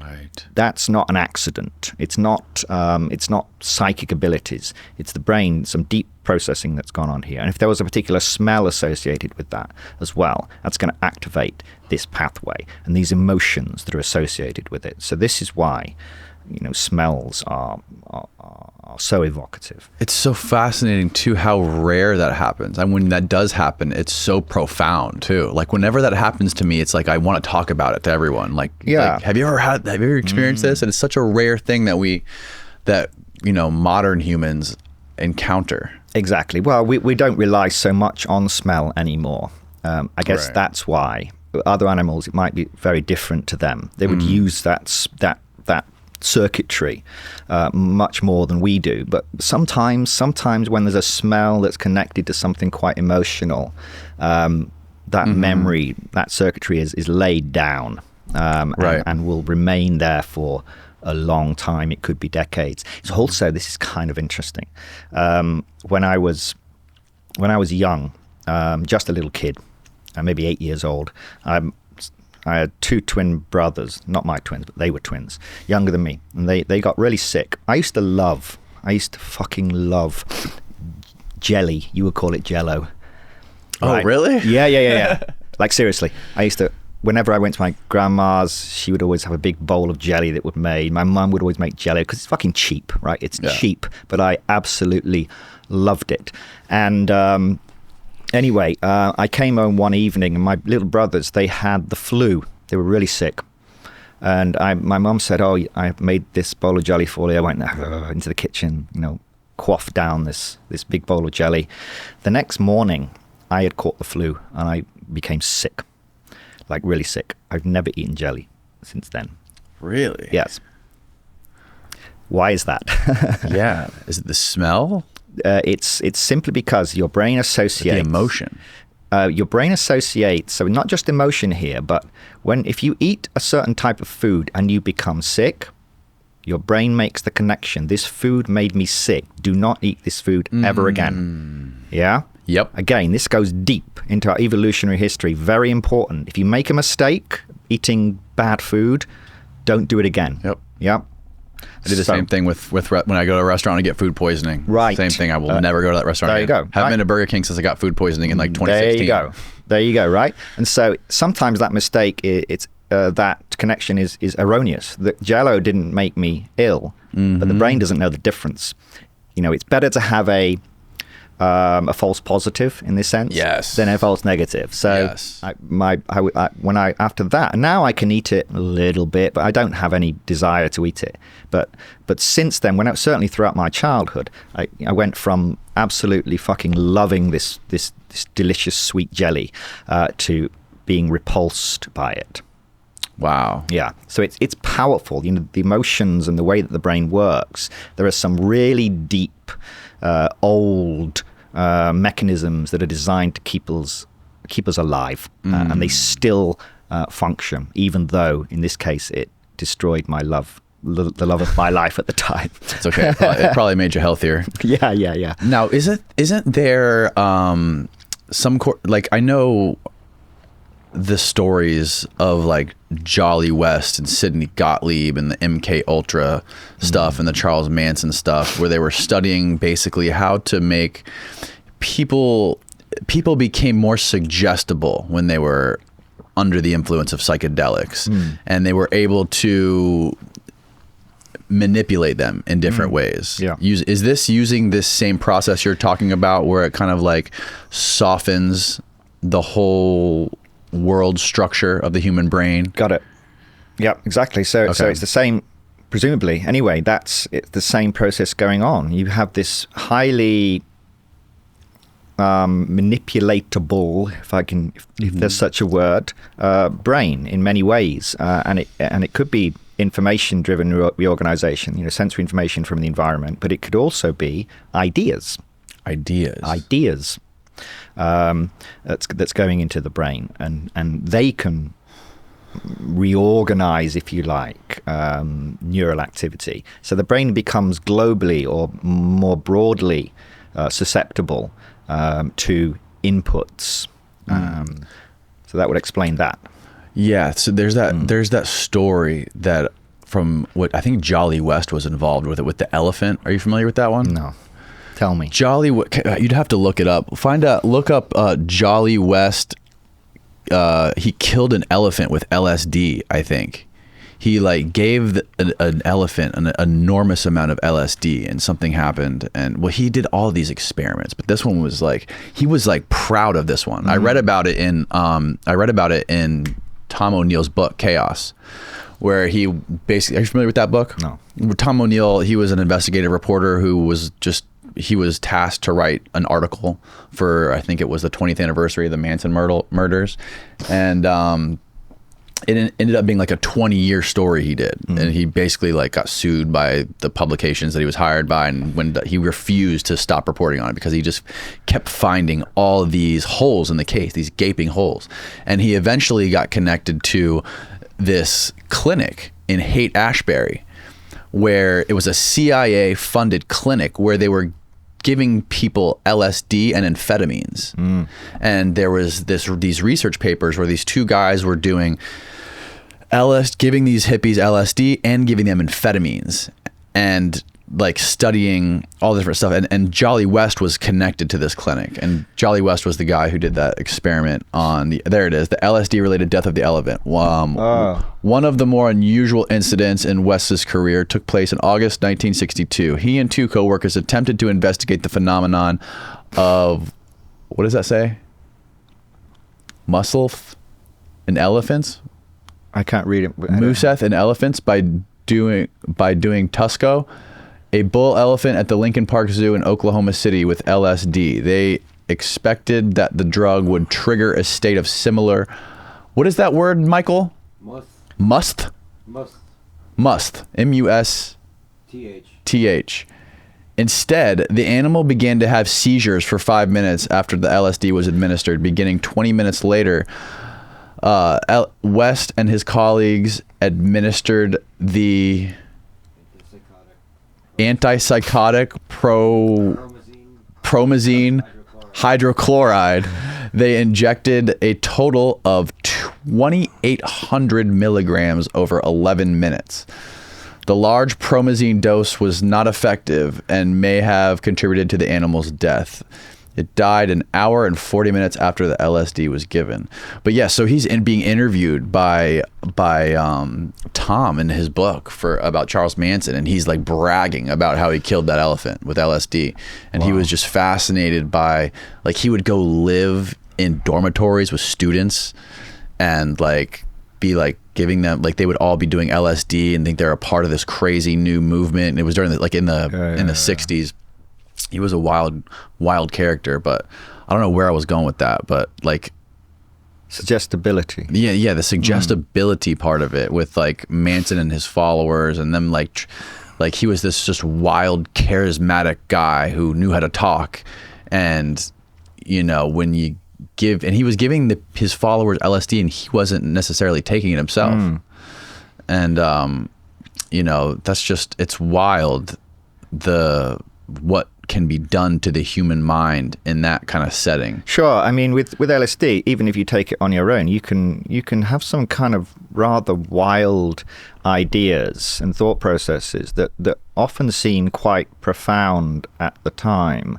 When you kind of come back to a more focused, rational state, you realize actually that was not as profound as I imagined it was. You regain some insight, if you like. Yeah.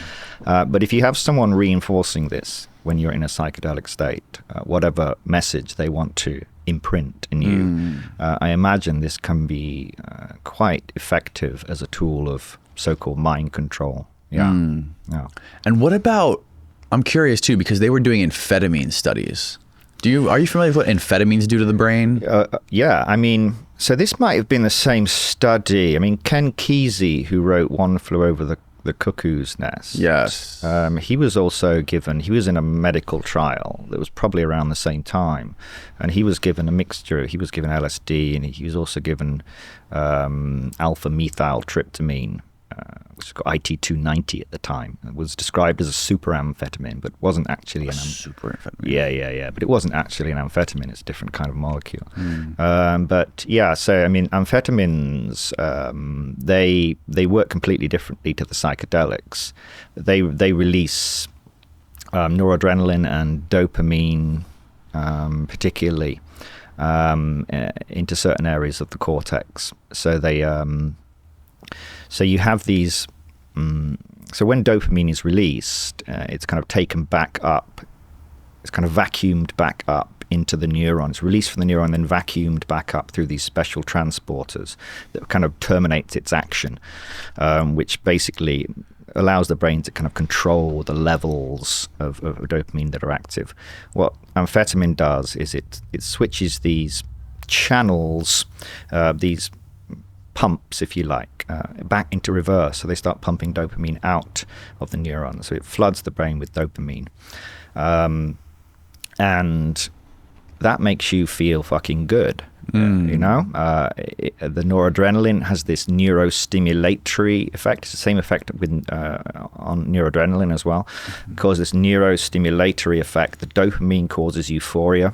So you can imagine, right, if you have this combination, I'm kind of semi-speculating here, but if you've got a combination of amphetamines that are making you feel good, this LSD, which is loosening up and making your brain more suggestible. Yeah, you're receiving these messages. You're feeling fucking great. It's telling your brain this message is fantastic. Like you've just found the most delicious food or something, right? Right. You know, this flood of dopamine. You're feeling great. So you can imagine what you would get this association perhaps between this message, which is becoming imprinted in the brain, and this sense of euphoria and elation and stimulation. It's like, oh my God, this is it. This is the message. This is God speaking to me. You know, you can imagine that kind of happening with shit. Yeah. So that might explain it. That's what Hamilton described on his podcast with you. He described a situation where he was going to a shoot and he had to take an Adderall basically because he was flying across the world, and then he took, to like help himself go to sleep, took some sort of psychedelic. I forget what it was. Gaboxidol.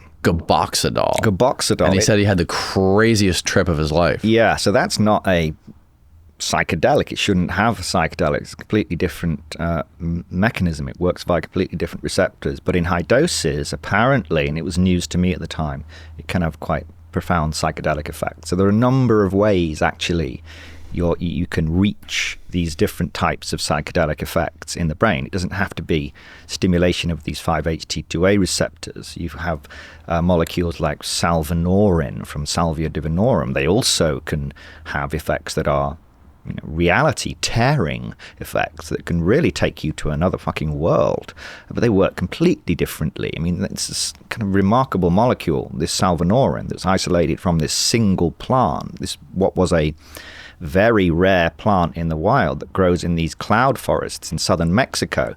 The only plant of its kind that produces these the only plant in the world that produces this particular molecule that looks nothing like the classic psychedelics. It has a completely different mechanism that nobody predicted.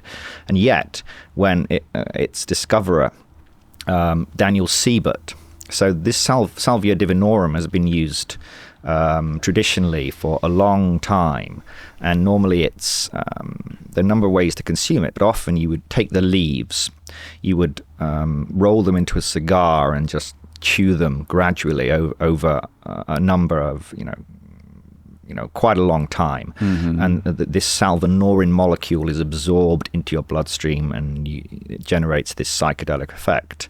But we didn't know until I think it was the early 90s, what the kind of the psychedelic component was of this molecule. And Daniel Siebert, who's kind of a salvia aficionado, he's the man when it comes to psychedelics. He made this extract of Salvia divinorum, a very pure extract, it turns out. He didn't know this at the time, but it was like 80% pure salvinorin. And he smoked just a small amount, a couple of milligrams, what seemed to be a small amount. And he was instantaneously catapulted. He was taken out of his body. He found himself in these impossibly strange worlds. His reality was torn apart, obliterated in a second. It was a horrifying experience for him, but he developed, he discovered the psychedelic essence of Salvia divinorum, so in many ways he was elated. What else did he say about that world? Well, he describes it. You can find it on the internet. I forget the details, but so the thing about salvia is, or salvinorin, particularly the isolated molecule, is that it's very different to DMT. It takes you to, like DMT in high doses, it takes you to incredibly strange worlds with a very strange kind of geometry, populated world filled with intelligent beings, often more malevolent. There seems to be a greater propensity for negative experiences with salvia. Most people don't like it. Most people who do purified salvinorin never repeat their experience. Some do. Some proper kind of psychonaut head cases. They really kind of get into it. But he found himself being propelled through many different types of worlds, over about 15 minutes, impossibly bizarre worlds, until finally he kind of came back. But what's kind of, I think, quite frightening about deep salvinorin states is what I call existential absoluteness. Once you're in that space is all that's ever existed. Any memory, any connection to your humanness in this world is gone. It's completely gone. You've no memory of it. You've no memory of ever taking a drug. Nothing has been brought with you.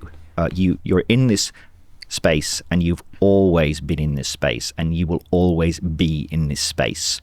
And to me, that thought is horrifying. Not having a thread back to reality, or should I say, not having a thread to the normal waking world in your existence prior, and just finding yourself in this existentially absolute space that is not necessarily a nice space. It's not like going to heaven, right? What would you say is happening in the brain there? Okay, so there's a deep part of the cortex. So the classic psychedelics, they work the cortex. I spoke about these pyramidal cells, right? So it's stimulating these pyramidal cells, which are in the cortex, the deeper layers of the cortex. Now, underneath the cortex, you have this very important but relatively small part of the brain called the colostrum. And the colostrum is, it's like the milk that mothers produce. Yes, but completely different. Same word. Same word, but completely different.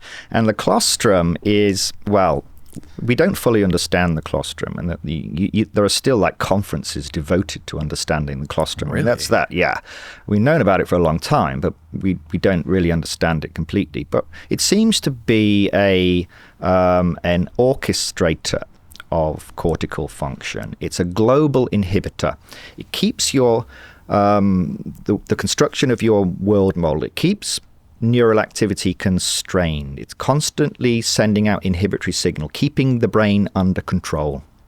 That's what it's doing all the time. It's like the conductor of an orchestra, yes, it's telling, a conductor of an orchestra, it's controlling which instruments are sounding, which ones should be quiet, which ones need to be, louder. It's controlling the flow of the music from moment to moment. Now imagine the colostrum doing that in your brain, but with your world model being constructed by your cortex. It's telling which parts of the brain need to be quiet, which ones need to become activated, and then quietening them down so other parts can become active. It's constantly maintaining this control over the flow of cortical states from moment to moment, yeah?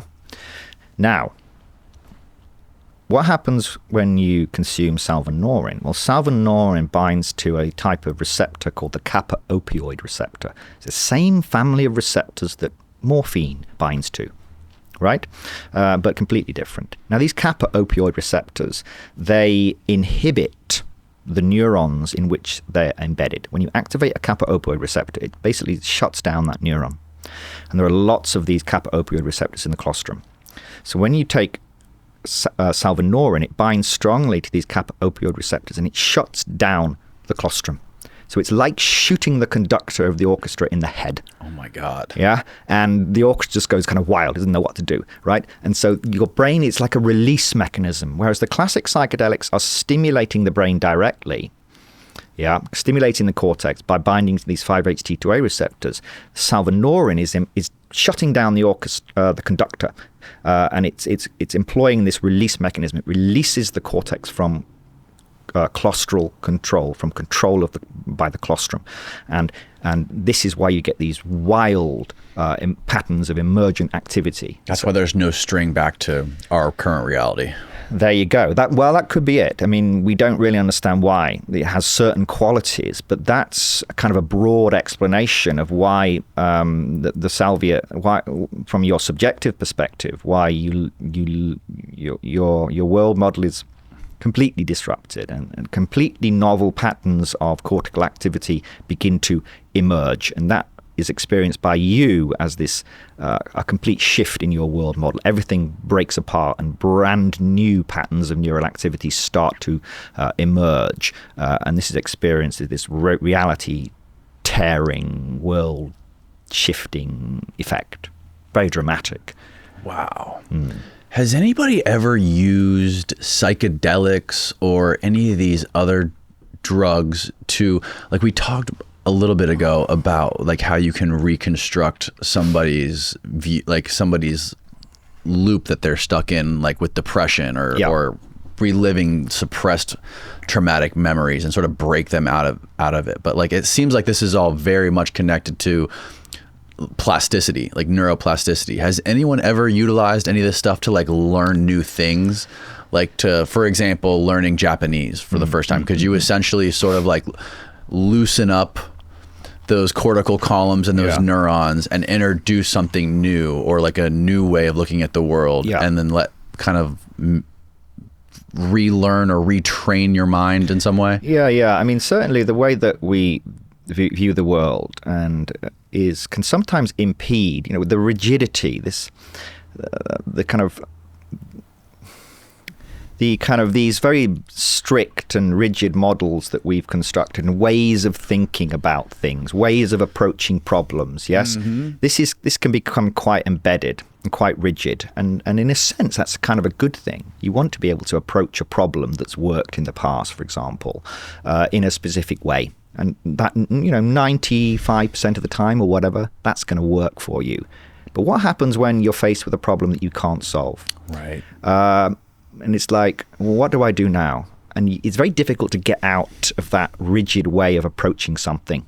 And so if you take a psychedelic, it loosens that up. It allows your brain to explore more possibilities, and perhaps arrive at a novel solution to the problem. And that's why I think psychedelics are so useful for creativity. We get in our own way. I think, a lot of the time when we're trying to, particularly if you're a musician, for example, you find yourself, I'm not a musician, but I guess you find yourself going through the same chord progressions, or you can't let yourself go. And I was speaking, actually, coincidentally, on the way to the airport in Palm Springs, a musician who uses low doses of psilocybin, just like a gram, not a super psychedelic. Grams a pretty good amount. Well, maybe for me, maybe for you, but he still has. He's still kind of compos mentis, right? He can still have conversations. He can still think, but everything's loosened up a little bit, and it allows him to become much more free in the music that he's making. He can think of new ideas much easier. He gets out of his own way. Because the brain is capable of exploring novel routes. It gets out of these embedded, rigid routes that your brain has kind of established over time, and into novel areas. So you can imagine it being useful for art, or even like architecture. There are stories of architects going into a room, taking 50 micrograms of LSD and spending time with a problem and coming out with interesting solutions. Francis Crick, who discovered the structure of the DNA molecule, reported much later on that he was using LSD at the time, and that he had a vision of this double helical structure, and that was, probably certainly one of the most important scientific discoveries of the last century. Wow. No doubt about it. And so, you might find that LSD, and Karry Mullis, who invented the PCR reaction, he also was a user of LSD, and he said, actually, that if it wasn't for LSD, he wouldn't have invented the PCR reaction. So psychedelics can certainly be useful in bringing creativity to what are otherwise quite rigid and strict disciplines, such as science or mathematics or things like this. Are you familiar with John Mack, his studies? Oh, yeah. And his interviews with people and talking to people who had encounters like with beings and UFOs. So Karry Mullis described a lot of these weird encounters with like paranormal encounters, where he would there was one specific where he walked out into the woods and encountered some dark, evil entity, and the next thing he knew, he woke up in his bed, and it was the next day. He had a lot of these weird experiences. Yeah, I think so. Yeah, I mean, certainly with psychedelics, because we're getting to really, really speculative territory now. Yeah. When we kind of start to think about the connections between the work that John Mack did with abductees and the experiences of people who take DMT. Some people would say, well, there's no relationship here. But even John Mack, towards the end of his life, which was tragically cut short. He was hit by a car in London, right? Right. Yeah, he looked looking the wrong way. That's what James Fox said, yeah. So John Mack, towards the end of his life, he started to think that these, first of all, he was a very eminent psychiatrist. He was not a kook by any stretch of the imagination. By all of his analyses, these individuals who were reporting being abducted were not insane. They weren't crazy people. They had these experiences. Now, the question is what was going on? Were they being physically lifted from their beds and carried into ships waiting in the front garden? Or was something stranger going on? And I think John Mack began to believe from reading his writings that there was something else going on, something beyond the physical. There was some interaction between these beings, wherever they are, and the individual, the abductees' minds, and that perhaps they weren't being physically taken from their beds, but actually they were manipulating the neurochemistry in some way, perhaps, of these individuals. So, these beings, these gray aliens, could be similar to the elves people see on DMT? It's possible, yeah. We just don't know, but I think there's a much closer relationship to the UFO experiences, but that's much broader now. UFO experiences, alien experiences, alien abduction experiences, and DMT than many people have considered. Interestingly, I was just up in, as I said, at Palm Springs just over the last couple of days, and I was I met. So do you know J. Allen Hynek? Of course. Of course, yeah. So he came up with the Close Encounters classification system. So I met his son, Paul Hynek, who's a really great guy, and we became friends kind of instantly.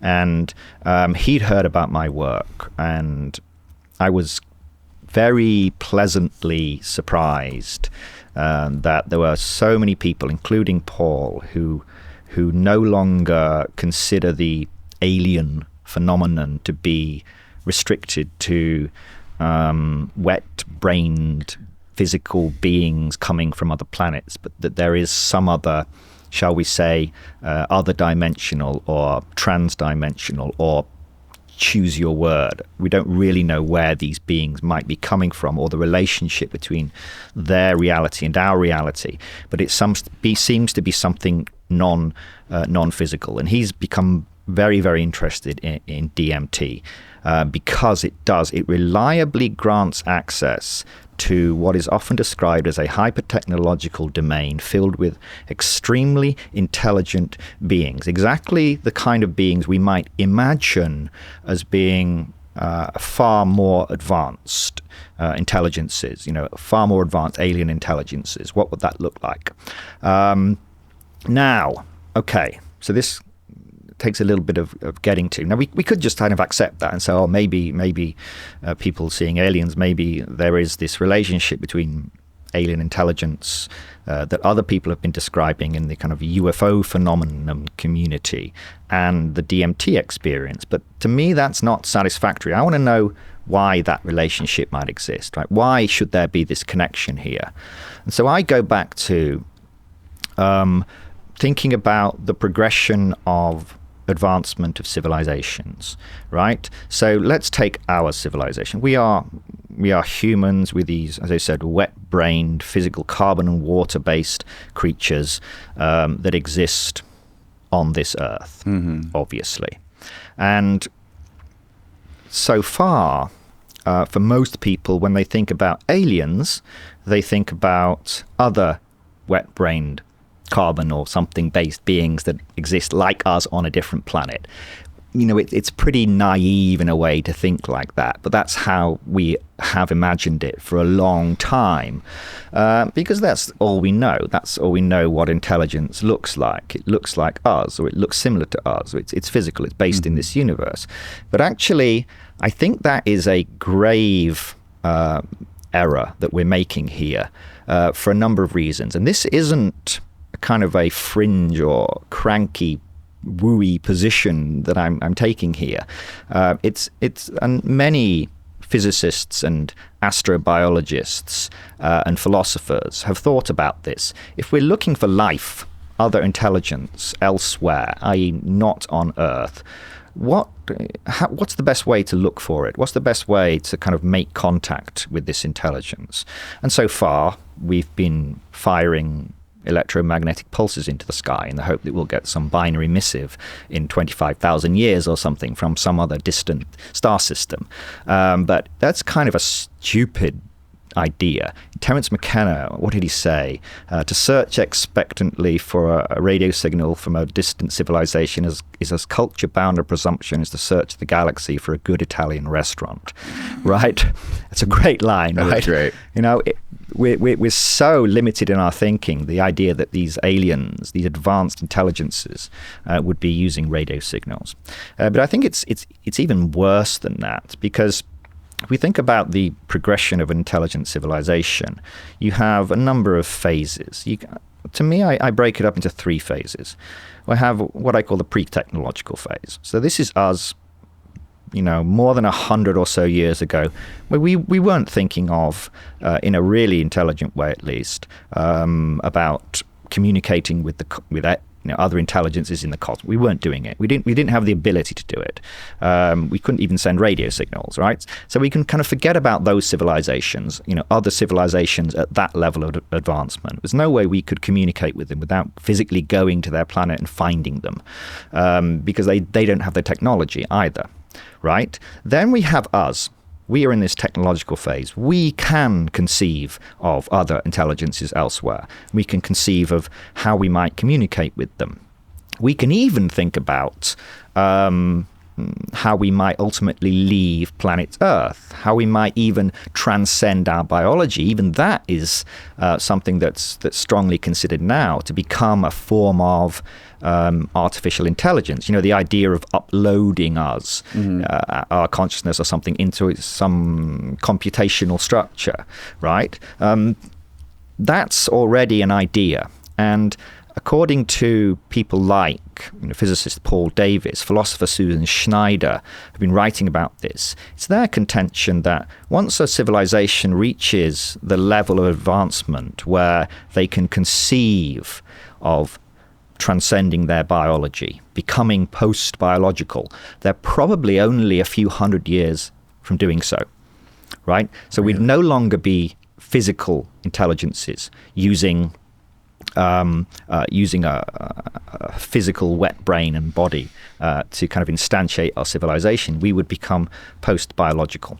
And so that means, right, that if you think about all the intelligences elsewhere in the cosmos, the number of intelligences that are within our technological phase, it's a very narrow temporal window, right? Just maybe a few hundred years. Once an intelligence reaches their technological phase, they're probably only a few hundred years from transcending their biology entirely, becoming post-biological. Mm-hmm. We can talk about what I mean by post-biological, but what that would mean is that they would be completely transparent to any mode of communication we have. Beyond that, we couldn't even conceive of an intelligence that has become post-biological at all. And so focusing our attention on technological beings that are sufficiently technologically advanced, but still in physical, wet-brained, carbon-based forms, is restricting the search to probably, I don't want to give a number, but a very small proportion of the intelligence in the cosmos. The vast majority of intelligence in the cosmos is likely to be post-biological and completely transparent to any mode of communication. So what does post-biological mean? So there are a number of ways of thinking about the advancement of a civilization, an intelligent civilization like ours. So the Kardashev scale, have you heard of this? No.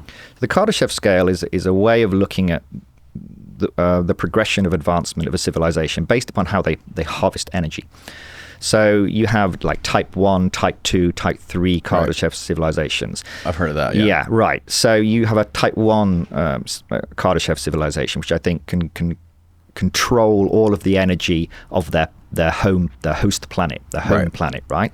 So we're kind of before them. We're like a type 0. We're type 0, right? Yeah, we're not even there yet. Then you can think of an intelligence that can control the energy of the nearest star in their solar system, right? Mm-hmm. That would be a type 2. Mm-hmm. We're certainly not there. And you can expand that to intelligence that can control the energy of the entire galaxy. And you can keep going further and further outwards to a larger and larger scales, yes? Then you can imagine a civilization that can control and manipulate entire galaxies, entire universes. You can imagine at higher and higher end, this Kardashev scale has been kind of extrapolated quite a bit. But imagine a civilization that can control entire universes, perhaps even entire multiverses, able to actually create and destroy universes at will. We have no idea what an intelligence like that would look like, right? But this is how you progress in one direction. But actually, if you really think about how human civilization is progressing, we're not so much thinking about moving more and more outwards. There's some talk about populating Mars or whatever. But actually, most of our effort is directed not at larger and larger scales, but at smaller and smaller scales. Yeah? So think of the Large Hadron or Hadron Collider. Yeah? We're more and more interested in nanoscale and even smaller than that, manipulating much lower scales of reality. We're interested in chemistry. What is that? Manipulating molecules. Then down to atoms, manipulating subatomic particles, or the interactions between subatomic particles. That's something we also kind of do just to a certain extent. But you can imagine going deeper and deeper and deeper. That tends to be actually the progression of an intelligent civilization. It tends to be deeper and deeper to the ground of reality. That's where we're trying to get. That's what the Large Hadron Collider is about. It's about understanding the fundamental structure of our reality. And if you imagine this deeper and deeper and deeper, ultimately you will get to the ground of reality, whatever that is. Once you develop an understanding of that, when we're far from there, I would say, when you think about then, well, what do we do with that? How do we become a post-biological civilization? I don't think what you're going to do is kind of run, people might imagine like stacks of servers stacked on the nearest moon kind of running this civilization computationally.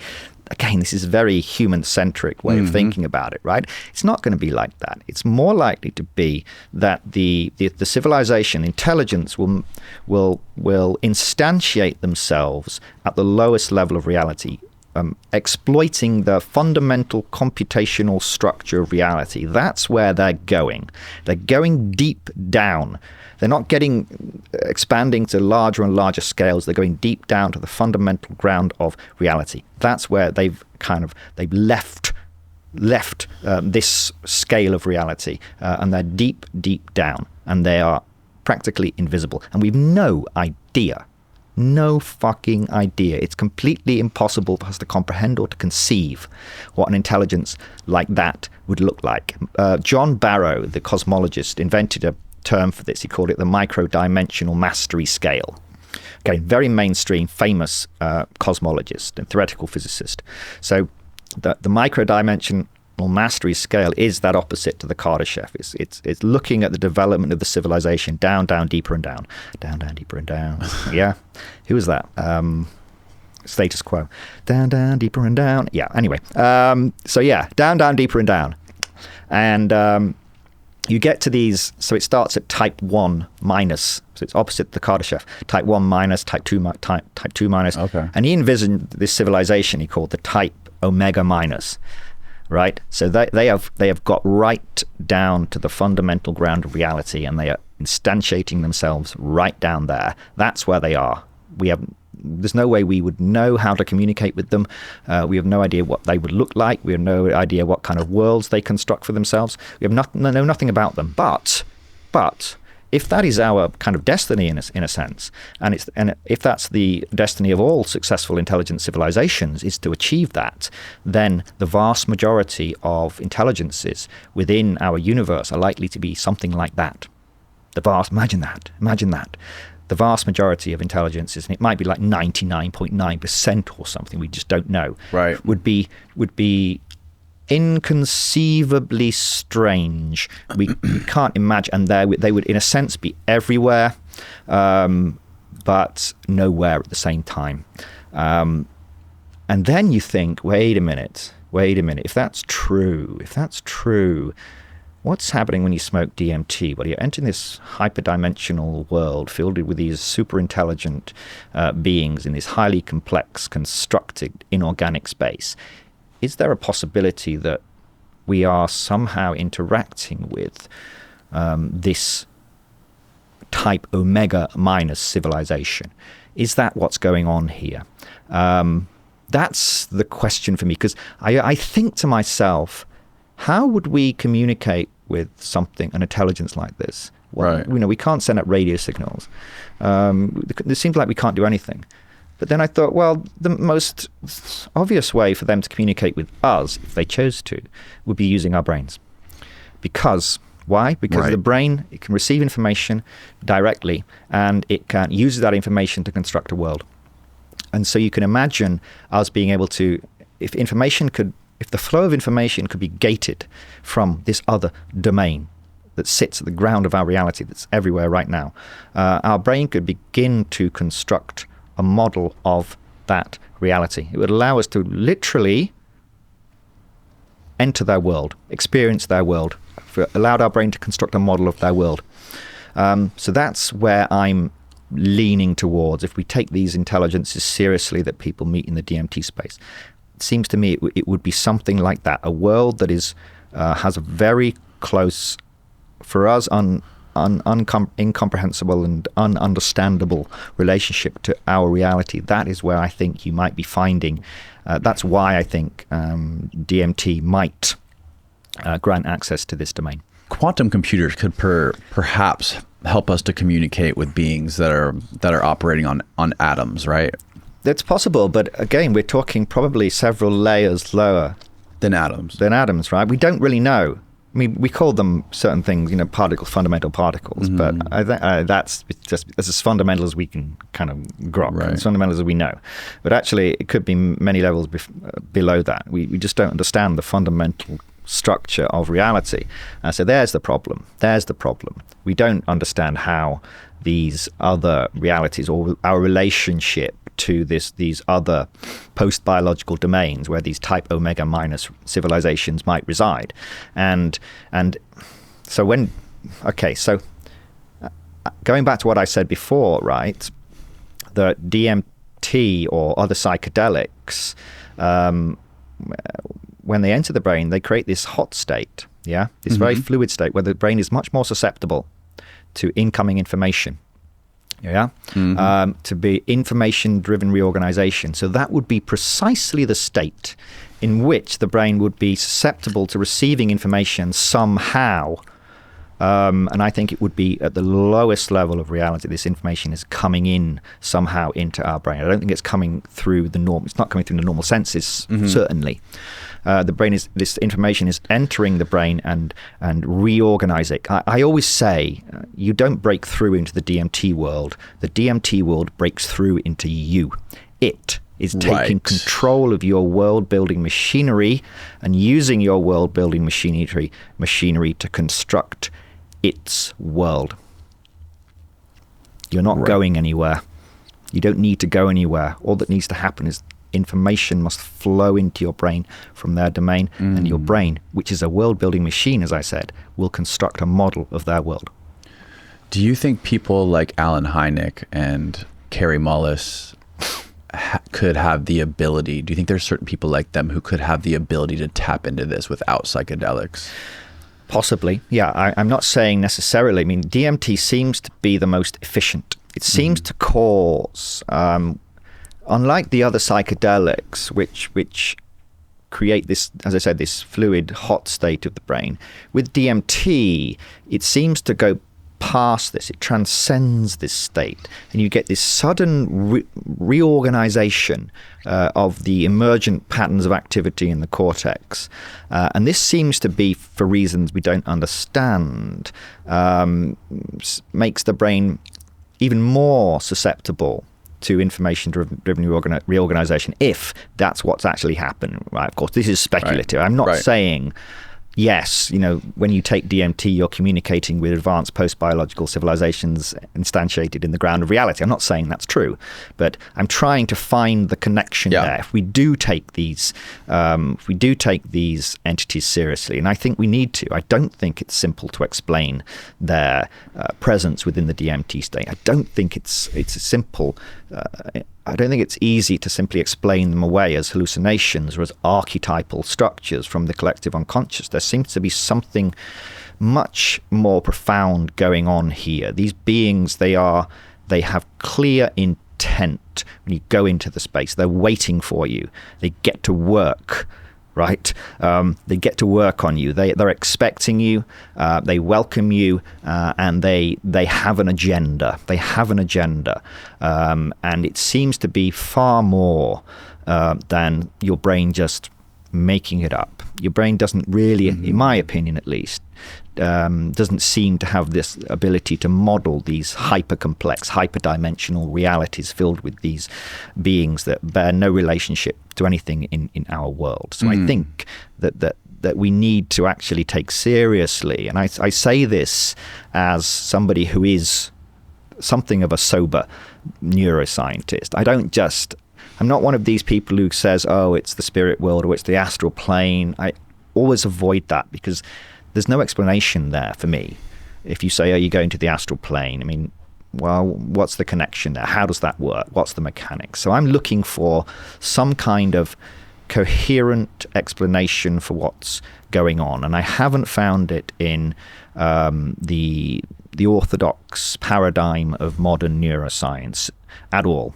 I've read the interpretations, I've read the explanations of the DMT state. It's hallucination. That doesn't make sense to me. These are far too complex. They're far too coherent to just be made up by the brain. But at the same time, I don't think that we can explain it in terms of archetypal structures as well.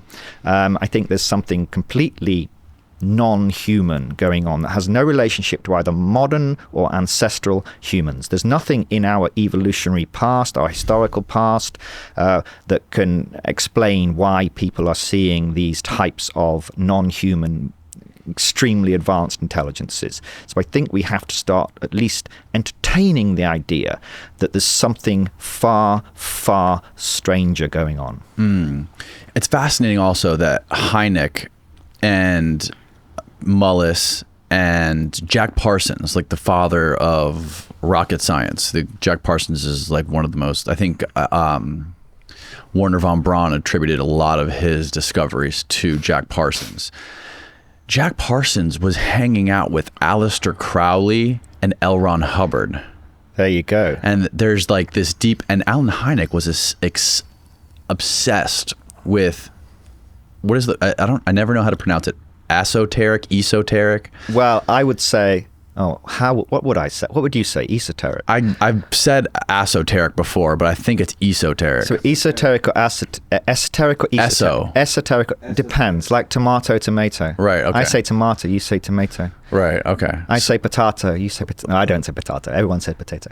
But yeah. But yeah, he was obsessed with the esoteric stuff. And even Jacques Vallée, when Diana went into his apartment in San Francisco, she said he had a library full of these esoteric texts and these texts on and these books on angels and demons. And he had this book that he gave her all about the history of Satan. And he said, you need to understand this book. Yeah, Vallée was very interesting. And I was actually, Paul Hynek quoted from Vallée or something, paraphrased from him. And Vallée said that if this phenomenon turns out to just be extraterrestrials from another planet, he would find that incredibly disappointing. It seems to be something far, far more than that we just don't have the cognitive toolkit, I think, to actually grasp what's going on here, what these civilizations are, what they look like, what is their relationship between our world. We don't even know what our fucking reality is really built from. So the idea that we have a kind of a full grasp on other worlds or whatever. I mean, the idea of other worlds or parallel universes, other dimensions, that's pretty standard, cosmology or pretty standard theoretical physics. No one would rule that out, that there are other realities or whatever that might even be populated. Where you get into trouble, I think, with physics is making the claim that there is a possibility that there could be some interaction between those worlds and our worlds. But I've always said I don't agree with that, because we don't understand we don't even understand our reality. So the idea that we understand what is or isn't possible in terms of interactions between our reality and some other reality, we haven't got that information. So if we do, if you do meet beings that are apparently extremely intelligent and clearly quite aware of the fact that they're extremely intelligent, extremely advanced, you have to think, well, maybe they are who they say they are. We don't understand how we are establishing communication with them. Why, when you perturb the brain with this simple plant alkaloid, it grants access to their domain. It gates the flow of information from their domain into our brain. We don't understand that. I will admit that. But that doesn't mean that it's impossible.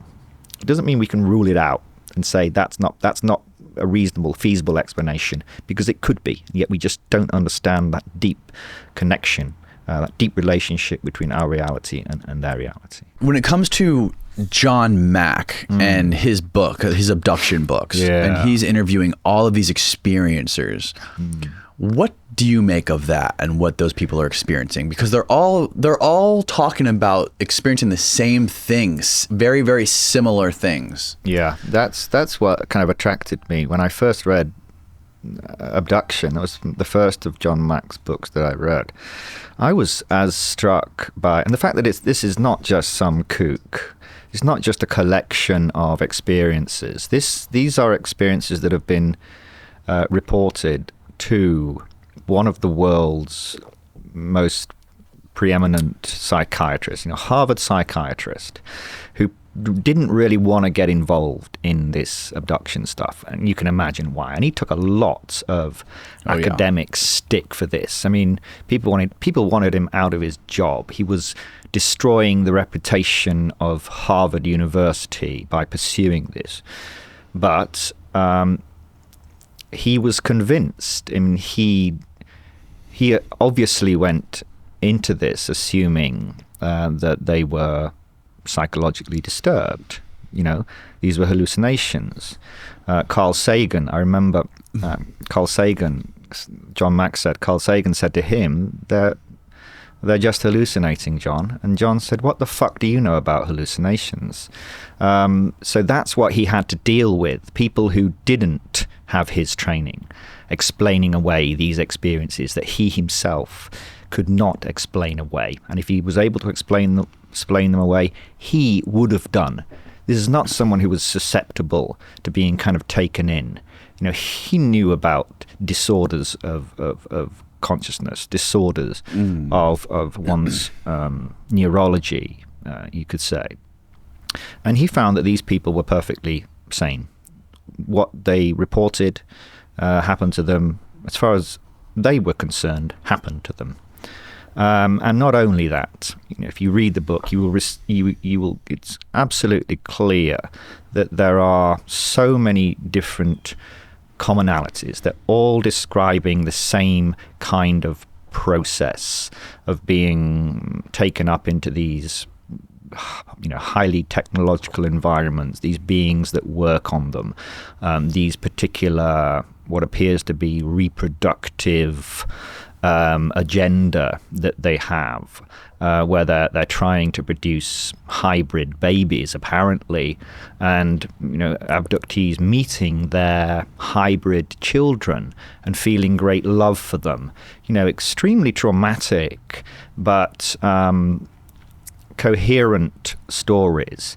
And you get one abductee reporting this experience, and then there's more, and there's another and another, and eventually I think you have to say, well, there's something going on here. We can't say what it is. We can't say, okay, aliens are landing on the front lawn and going into the bedroom and removing them from their bed. That's a jump too far. But at the same time, what you can't do is say, they're just hallucinating. It's incredibly dismissive and I think disrespectful to John Mack's intellect to claim that he was being misled. He knew what he was doing. He knew what he was talking about. He's an incredibly well-trained psychiatrist. So if he thought there's something strange going on that we can't explain, then I don't want to appeal to authority here, but there are some people who are worth listening to and some people that aren't, and John Mack was certainly worth listening to. And so I tend to focus my attention often on people who are worth listening to, and John Mack is certainly one of those. Yeah, and then, like we were talking just a minute ago, there's this collective consciousness of human beings where, what's his name? Chardin's philosophy. I think the guy's named Chardin. He basically had this philosophy that there was the biosphere, like living beings create the biosphere of Earth, and then there's the noosphere, which is like Chardin, Pierre Chardin. Talleyrand. I can't pronounce French. Talleyrand de Chardin. That's him. Yeah. He was a monk, I think. Yeah. Yes. And this noosphere is like human thought or human consciousness, how it's like this extra layer above the biology of us. And that it's like it permeates everywhere, right? And it's like it's its own entity. And I think about that a lot when it comes to like technology with screens and people seeing things like when Betty and Barney Hill were abducted. Right around that time, there was this TV program that came out that showed the gray alien being. I forget exactly what the name of the show was, but and then they like described it, and then there's all these other people describing it, and like the more and more people talk about it, there's this collective consciousness or collective understanding of what this thing is. And that's what people use to argue against this and against what those people were experiencing. Well, I think, if you think about this, the noosphere, right? Yeah. It's not so far away from what I was saying earlier about these, what John Barrow would have called the type omega minus. Right. Right? These advanced civilizations that have transcended their biology and instantiated themselves deep in the structure of reality and are kind of everywhere and nowhere at the same time. That sounds kind of similar, a similar idea. So I don't think it's an excuse to dismiss these things at all, because it suggests that there is indeed what you call it. You might want to call it the collective unconscious, but I hate doing that because a lot of particularly DMT users are self-described Jungians. And they say, okay, anything we can't explain, any experience that is strange or unusual, we'll just put it into the collective unconscious. That's where it came from. Yeah, so it becomes really, really convenient to me, extremely convenient to just toss things into the collective unconscious, which is often very poorly described or poorly defined anyway. So I need more of a mechanistic, clear explanation for what people mean. What do you mean when you say they're coming from the collective unconscious? What is that? I have a very neurobiological interpretation of the collective unconscious. We as I said before, our brain wasn't dropped to the earth ready to start building our model of reality and interacting with the environment. It's something that evolved. And there are certain patterns that developed in our ancestral history, some really basic, fundamental ways that we interact with the world. The relationship to your mother, for example. If you think about your mother, assuming you have a good relationship or had a good relationship with your mother, then it evokes certain feelings. There's certain ways of interacting with this figure called your mother. It generates a feeling of warmth, of protection, of someone you want to move towards and remain with, right? These are basic, fundamental human interactions that are wired into our neural architecture, and they are deeply embedded, and we're born with these. And when you could say the same about interacting with enemies in your environment. How do you respond to them? Again, deeply wired, emotionally laden neural structures that we're all born with. In animals, we would call them instincts.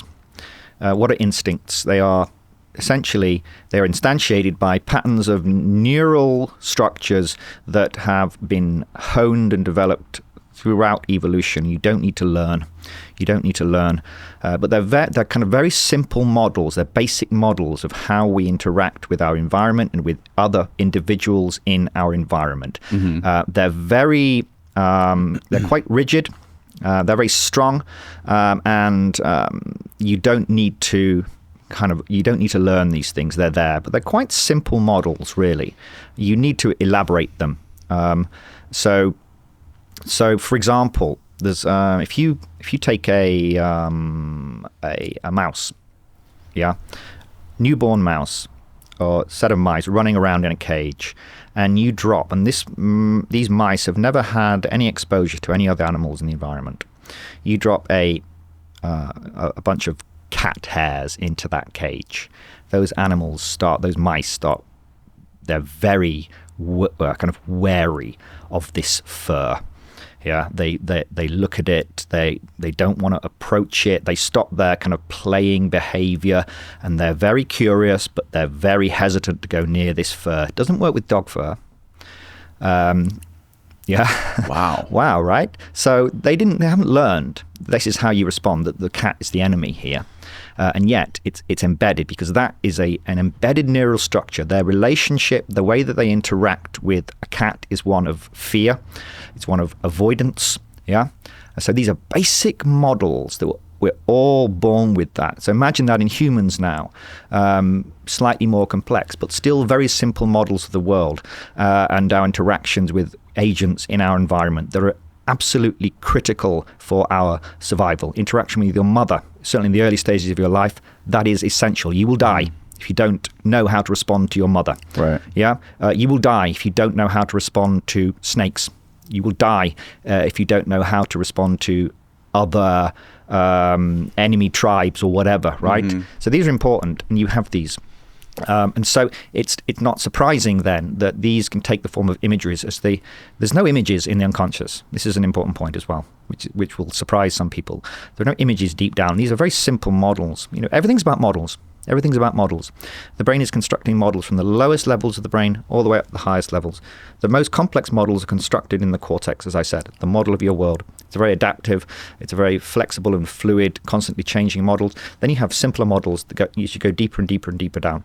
The deepest levels of the brain, you have models that allow you to control your blood pressure, control your heart rate, control your breathing rate. Yeah, these are very rigid models. Yeah, but they're very simple. They work. They have to work. They fail, you're dead. Yes, as you go up through the brain, these subcortical regions, you have also quite simple models of these basic interactions between other humans, for example, or certain animals. This is why people are scared of spiders, why people are scared of snakes. It's instinctive. Mm-hmm. Yeah, but they're simple models, and we all carry them. They're collective. This is the collective unconscious, in my opinion. Right? It's not this magical, mystical domain where these beings are inhabiting. It's those universal inherited structures that give rise to certain images. So if I ask you to draw a mother, right, or something, or you would come up with something quite different to me. It would be based upon your personal experience. Or if you were to describe a mother, it would have certain basic fundamental characteristics, but it would also be coloured by your own personal experience, right? But the model itself is actually very, very, very, very simple. These are the archetypal structures. They're not images. They're basic patterns of neural connections, neural architecture that you are born with. Neurognostic structures they're often described as. It's not a realm filled with creatures that are kind of living out their existence. That's not the collective unconscious, in my opinion. It's just the set of universally inherited structures that come from our evolutionary past. So we can use the collective unconscious to explain why certain types of images might emerge. We cannot use these very simple, low-level, subcortical patterns of activity, these very simple models to explain why people see higher dimensional objects, or why they see extremely advanced intelligent civilizations existing within this inordinately complex space. That doesn't make sense. You're trying to create great complexity from what are actually very simple models. It doesn't make any sense to me that you can explain away these type of experiences as archetypal structures. Some people would disagree with me on that, but I'm trying to find an explanation that makes sense to me as a neuroscientist, and appealing to the collective unconscious to explain anything that is otherwise inexplicable is a cop-out to me. It's a convenient place to drop things we can't explain, and I just don't agree that that's what the collective unconscious is. What did you think about that video we watched about the basal ganglia? And Garry Nolan's talking about some people have a very hyperactive basal ganglia. What would that do? What is your opinion? I mean, obviously you didn't know anything about that going in. No, I didn't. You did. And I'd have to think about it a lot more to come up with a semi-coherent response to that. But yes, we can think about, we can look deeper into the brain, but we can't disconnect what we understand about the brain, which of course is limited. We don't know everything about what the brain is doing. We do at least know something about the way that the brain is constructed, and the way that the brain evolved, at least, and the way that the brain is constructed from these very simple models deep down to more complex models going up. The reason we have a cortex is to allow us to build very complex models.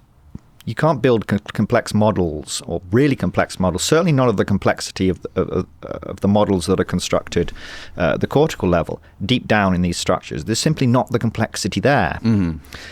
So we have to be careful, I think, about appealing to these lower structures to explain away, often, anomalous experiences. But there might be a relationship. There could be a relationship when you disturb. It's not all going on at the cortical level. When you start to perturb the behavior of the subcortical structures as well, the brain is connected. Everything's working together.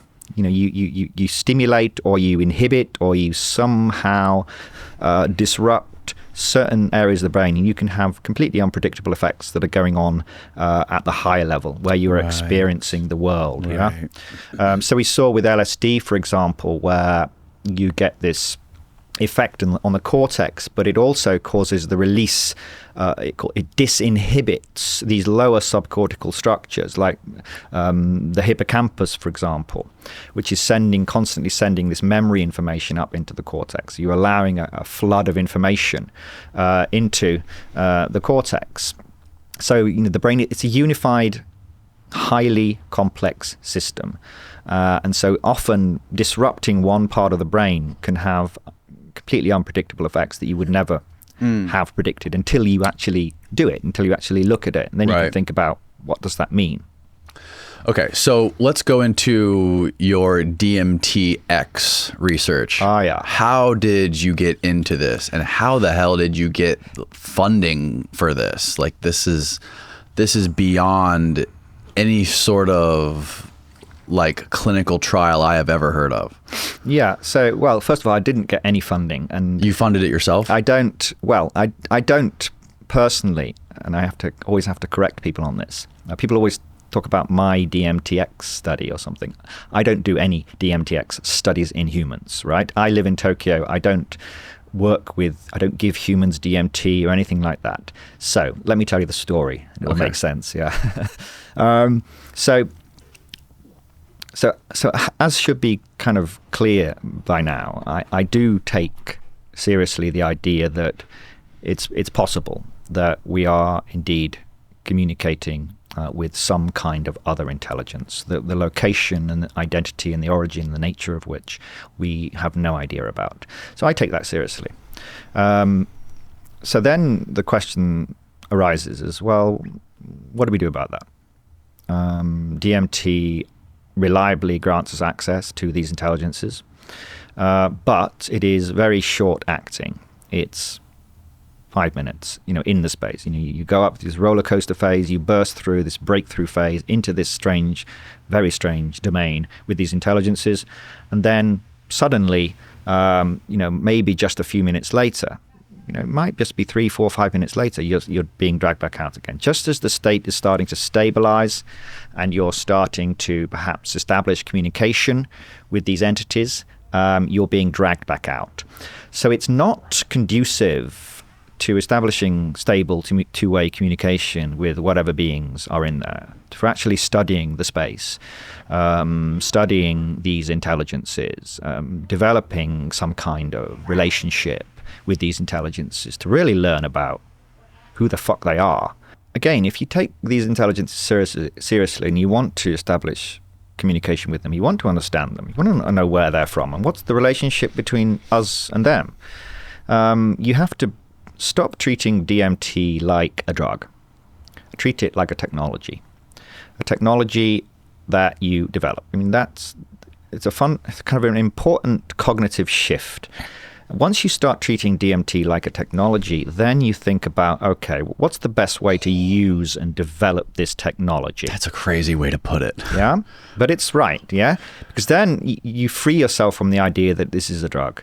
And you think, okay, this is a technology for entering this alternate reality model, this alternate world filled with these beings.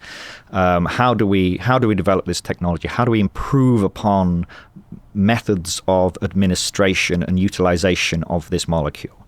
That's the key cognitive switch. And so, that switch happened to me, and I thought, okay, let's think about how we can improve this technology. So DMT is a fascinating molecule for many reasons, not just in terms of its effects, but also it has these what I call pharmacological peculiarities. Unlike the other classic psychedelics, it's, as we said, very short acting, which is for most people merciful. Most people, 5-10 minutes in that space, quite enough. Thank you very much. Quite enough. But as I said, for extended journeying in that space, to give you more time to interact with these beings and study the space, to map the space, to look at the geometry and the topology and the dynamics of this space, you need more time. So how do we extend the time? Well, DMT, it's short-acting. It doesn't seem to have subjective tolerance. It's completely non-toxic, it seems. What do you mean? Can you expand on the subjective tolerance part of it?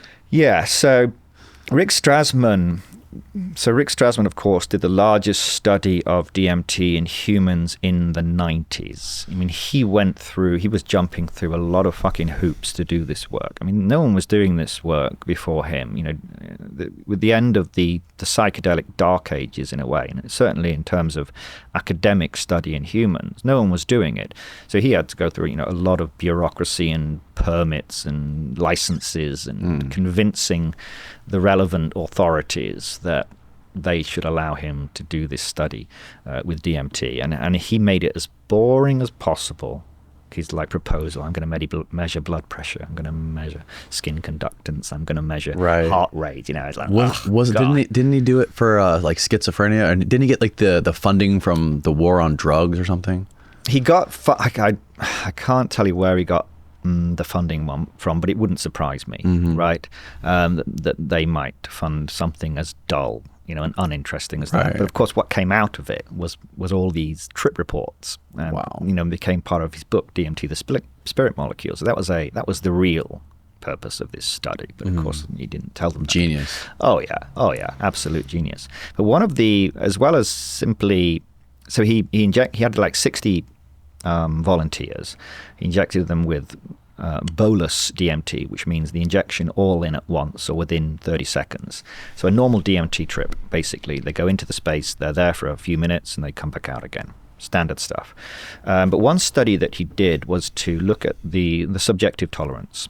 So if you take something like LSD, if you take LSD on day one, and have your your LSD trip, say 100 micrograms. If you take the same dose the next day, you will have a much more kind of diminished experience. So there's subjective tolerance there. And there's a number of mechanisms that's going on in the brain why that's the case, but that's what you see. It's like a tolerance. Yeah, exactly. A tolerance. The reason we say subjective tolerance is tolerance to the effects. When you measure the intensity of the effects in the individual, they are diminished over time.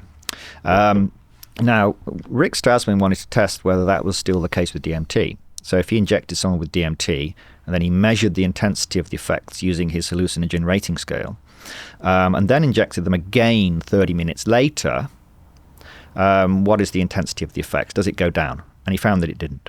It didn't go down. The intensity of the effects remained the same no matter how many times he injected them with DMT, which is kind of fascinating.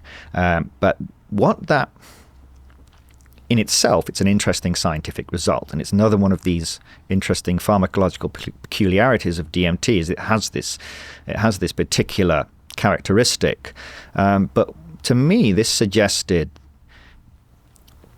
that DMT could be utilized not by bolus injection, but you could actually infuse DMT into someone's bloodstream and actually maintain a stable brain DMT concentration. And the intensity of the subjective effects would remain constant because there's no subjective tolerance.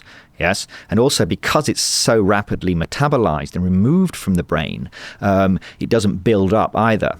Yeah, so this technology is called target controlled intravenous infusion, TCIV, and it's well established as a technology that's been used for decades in anesthesiology. Okay. So in anesthesiology, if you want to put somebody under general anesthetic, what they don't do is kind of inject you with the anesthetic and then kind of put you to sleep, because the anesthetic will rise in the brain and then it will begin to fall. So they would go to sleep, they would become unconscious, and then they would start to come out. That's no good if you want to hold someone unconscious for several hours. So what you do instead is you take a very short-acting anesthetic drug with no subjective tolerance, so that won't have diminished effects over time, and you infuse it. You develop what's called a pharmacokinetic model, which is a mathematical model of the metabolism, the distribution, the absorption, the excretion of the drug over time, which allows you to program this infusion device such that you can maintain a stable brain anesthetic drug concentration. You can push them deeper. If you raise you can bring them into a more shallow anesthetized state. You can have really quite good control. So this is well-established technology in anesthesiology. And my thought was, well, let's repurpose that. Let's replace the anesthetic drug with DMT. We can develop a mathematical model, the same pharmacokinetic model that's been used for anesthetics, but create it with using the data from DMT. And I knew Rick Strassman had that data. He published he was measuring the blood levels of DMT over time. So he had a model, of the absorption and the rise of DMT in the bloodstream and then the subsequent drop-off. So I knew he had that data, and that's the data you need to build this pharmacokinetic model. So I thought, okay, this is cool. This would be a technology for extending the DMT state from 5 minutes to however long you want, an hour, 2 hours, 3 hours, an unlimited, really, amount of time within certain practical considerations required. So I sent an email to Rick and said, hey, do you still have this data from back in the 90s? This was in 2015. Fortunately, he hadn't, unlike some scientists would have done, kind of discarded or lost the data. So he had this old Excel file, which he fired back to me after about 30 minutes. And I thought, yeah, here we go. So we agreed at this point to kind of write this paper, to propose this technology. I would do the modeling, build this pharmacokinetic model, and then we would get together, we would write the paper and explain why this technology could be useful for extending the DMT state. Of course, we didn't necessarily, my aim was that this would allow us to communicate with these intelligences and spend time in the space for that reason. We didn't write that in the paper, because it would probably be rejected. But we wrote that it would be useful for clinical applications, to have a much more controlled psychedelic state than is possible with psilocybin. You say, sorry to interrupt, but you said it would be rejected. Who are you aiming this paper at? And who are you trying to get approval from? Well, I mean, if you write an academic paper and you want it to be published in a peer-reviewed academic journal, then it needs to be peer-reviewed. Okay. Yeah. So you have to. There are certain constraints about things that you can and can't say. Right. Right. If you kind of say things like, alien intelligence, they're just going to go, I'm sorry, this is a bit far out. This is not ours. We wanted a mainstream, sober, proper scientific journal. There are a lot of kooky journals out there that would have accepted it, but we wanted this to be taken seriously. So yeah, we kept the paper kind of sober and not boring, but bearing in mind what we were dealing with here. We worked on the paper together. And then we managed to get it published relatively easily. The first journal we went to published the paper for us. And this was just a proof of principle model. It was basically to say, look, this technology should work. Yeah? It wasn't a technology, here's sirens, That's okay. It wasn't a technology or a model that was ready to be deployed in humans straight away. We just wanted to show that, hey, DMT has the right pharmacological properties that would make it amenable to this kind of technology. And when the paper was published, it got quite a lot of attention. People were writing articles about, oh, these scientists are building machines to communicate with aliens. A lot of kind of hyperbole. It's a good clickbait headline. Absolutely, yeah. And so for that reason, many people still think that I am injecting people with DMT. No, that was never the aim, that I would be kind of running these studies. All I wanted to do was plant that seed in the scientific consciousness, so to speak, and get people to notice it and to pick it up. And they did. So the Imperial College team were certainly, of the academic institutions, were the first to really run with this idea. And they improved upon the model. The model I produced wasn't, by any stretch of the imagination, a perfect model. It wasn't ready to go into humans. It was a back-of-the-envelope kind of model, proof-of-principle model. So the Imperial team spent time recruiting, pharmacokineticists, pharmacologists, to actually get a really good model ready that would allow them to do this in humans. And they were successful, and they recruited maybe 2 or 3 years ago, they recruited a small number of volunteers for a pilot project. I think there was 11 people in this pilot study, and were successful. They published this paper very recently in the last few months, and demonstrated that it works. They can stabilize this DMT state in this study for 30 minutes. 30 minutes, and it was tolerable. These people weren't freaking out. They weren't going mad.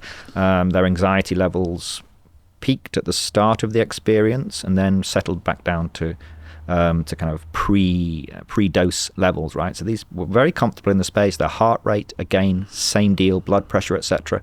They were dealing with it very well. They were experienced DMT users, by the way. You didn't pull people from the street who've never taken DMT before and say, hey, let me infuse you. Nothing like that. That would be absurd, of course. But yeah, it was completely safe, completely tolerable. There's a group in Basel now, in Switzerland, who have extended it to 90 minutes. And they just published their paper on this. And again, able to stabilize the experience for 90 minutes at several dose levels. So you can have a light experience, or you can push it right through to kind of breakthrough levels. The same kind of level brain concentration as you would get by taking, a couple of lungfuls of pure DMT vapor. So real proper DMT, serious DMT experiences, but extended and controllable in real time. Now, what are they doing with these people? Like, while they're infusing these people with DMT, what are they doing specifically to measure stuff? Like, are they literally, is there someone sitting on a chair next to them, talking to them and asking them to talk about stuff? Are the people that are under the DMT that are getting infused, are they writing down notes? What are they doing? Not at this stage. So this was really a safety and tolerability study. It was just to test if it works. Okay. So no, they didn't have that. They were getting measurements of things like intensity or entities. This was actually done after. I think this was done after they came back. They got them to report at certain time periods, because they were being told the time, 1 minute, 2 minute, 5 minute, 10 minute. So they could have some connection to the outside world, so to speak. Yeah. And then after the experience, they were told to report on various characteristics of the phenomenology and the subject. How intense were the effects? Were there a lot of entities? Scale of 1 to 10. How many entities were there? Things like this. Very broad, kind of coarse-grained data, just to establish that there wasn't nothing horrible was going to happen when you induce someone into this kind of state, which is could have been possible, right? But in my, what are we going to do with this then? Is the next question. If it works and it's safe, it's tolerable, what do you do with that? And I think, yes, we need to have real time delivery of information from this DMT space from these beings back to the team waiting on the other side, you can't remember everything. Right. You know, if I asked you to remember everything that happened in the last 30 minutes and give me a detailed breakdown, Exactly. you would struggle. So imagine doing that in a DMT experience. No, forget about it. It's over. Yeah. So what you do is you need some technique which will need to be developed to actually deliver information in real time to a team waiting on the other side. What would that look like? What sort of tools could we use to do a sort of a live sort of like relay of what these people are experiencing? Well, how coherent are you when this is happening? Remarkably, actually, what I hoped would happen is that the DMT state, as I said, initially it's this roller coaster fate. It's disorientating. You don't know where the fuck you are. You don't know what's happening. Everything's moving and changing very rapidly. And I was hoping that once the brain settles into constructing this alternate reality model, which is what it's going on here, that it would stabilize and the brain would settle. And the experience would still, of course, progress, and quite rapidly things would change, but it would be more stable, more navigable, more coherent over time, and that seemed to happen over time. So that's great. That suggests that yes, you can navigate, or at least should be able to learn to navigate the space, and to establish communication with the beings within the space. That should be possible. Then your question: how do you get information out in real time?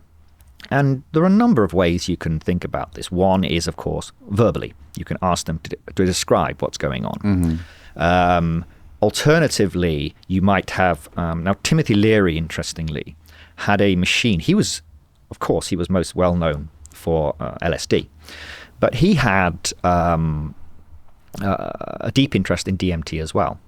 And he developed this device called the Experiential Typewriter, which was 2 typewriters, really, one in each hand, with a number of keys. And each key was mapped to a certain feature of some kind of feature of the subjective experience. And so you would go under, you would be in the DMT space, administer DMT, break through into the DMT space, and then you would, rather than having to speak, you would use this keyboard, which you would need to be trained upon, of course, to deliver information. And they had one of these old paper rolls, with like a pen, that kind of thing. Mm-hmm. So Timothy Leary, in a way, was kind of way ahead of his time here. He was already thinking about how do we get information back. Right. So you can imagine something like that. It would be much more sophisticated, of course, than what Timothy Leary could have constructed at the time, but it was something like that. You would have some kind of device that you would have to be trained upon. These voyagers would be trained to control this device in real time and deliver certain types of information. Now, what would that information look like? Here you need specialists, you need linguists, you need mathematicians, you need cartographers, you need artists, you need theologians, you need philosophers, you need physicians, you need a whole group of people with different specialisms to think about what kind of information can we bring back here? How can we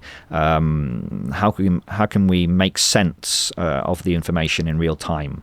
You also might use artificial intelligence. So this is something I've been thinking about a lot recently. Is can we train? It's like if I start speaking a foreign language, you can't understand. If I start speaking Japanese now. Yeah, I won't do it, but I'll embarrass myself. But if I start speaking Japanese now, then you won't have a clue what I'm saying. But someone who spoke Japanese, of course, would, obviously, or an artificial intelligence would know that I'm speaking Japanese. Mm-hmm. Now, if I start speaking the DMT language, in other words, if I start delivering information out of the DMT world as it's occurring to me, whether it's through a device or whether it's through verbally or perhaps even measuring neural activity, nobody on the outside, the people, might be able to make sense of this, but an AI might. In the same way an AI might be able to decode some kind of language that I'm speaking. If I started speaking Latin or something, the AI would detect I'm speaking Latin and decode that, translate it into English. You can think of an AI as being able to decode and try to make sense of this information coming out of the DMT space and make sense of it, and to maybe can reconstruct the geometry of the space, try to think about, well, he's talking about certain shapes, he's talking about certain patterns. Is there a mathematical formalism that can be used here to think about what's the dimensionality of the space that he's experiencing? If you go into a 7-dimensional space, let's imagine, right? People do describe this consistently, not 7-dimensional, but necessarily, but going into high-dimensional spaces. How do you test whether someone really is? They say to you, look, I was in this world, it seemed to have more dimensions than normal. These elves, these fucking little elves were coming, and they had they were singing these impossible objects into existence, these 7-dimensional Fabergé eggs, as Terence McKenna used to call them. How do you prove that they really are experiencing a higher dimensional object? It seems impossible without getting them. You could get a mathematician to go into the space, but even a mathematician probably would know how to formalize mathematically what a 7-dimensional object or 7-dimensional space looks like. You can do the maths quite easily, relatively easily, I guess. But actually, being able to conceive what a 7-dimensional object would look like is impossible. We can't do it. Our brains, and again, this is why DMT is so confounding, is the brain can't construct 7-dimensional spaces. It's used to constructing a 3-dimensional space. So that, and again, I'm going off on a tangent here. That's also why DMT is kind of very difficult to explain. Why can the brain suddenly start constructing high-dimensional worlds? So if we can prove that these individuals really are experiencing a higher dimensional world, 4, 5, 6, 7, 8, 9 dimensions, that in itself gives some weight to the idea that we're dealing with some other space, that this really is some other reality that we're interfacing with here. So how do we prove it? You can think of tests that you might give the subjects. But you might ask the subjects to describe what they're seeing, describing the way lines interact, describing the kind of shapes that they're seeing, the kind of structures. If you get someone experienced, perhaps a topologist or an algebraic topologist or some other high-dimensional mathematician in that space, they can describe, I'm seeing this, I'm seeing this, I'm seeing this shape, I'm seeing this shape, seeing this form, this particular topology I'm seeing now. You feed that to an AI, and the AI, integrates all that information and says, oh, it looks like this individual is within a 6-dimensional space or something. You see what I mean? Right. So the AI can interpret data that to us just looks like fragmented pieces of information, bring it together and say, what kind of world is this person experiencing? So I think that could be really, really cool if you get an AI that's trained on higher dimensional data sets. Right. It can reduce it down to the mathematical formalisms and say, okay, this is a 6-dimensional space that this person is experiencing. That would be fucking wild if that could be achieved.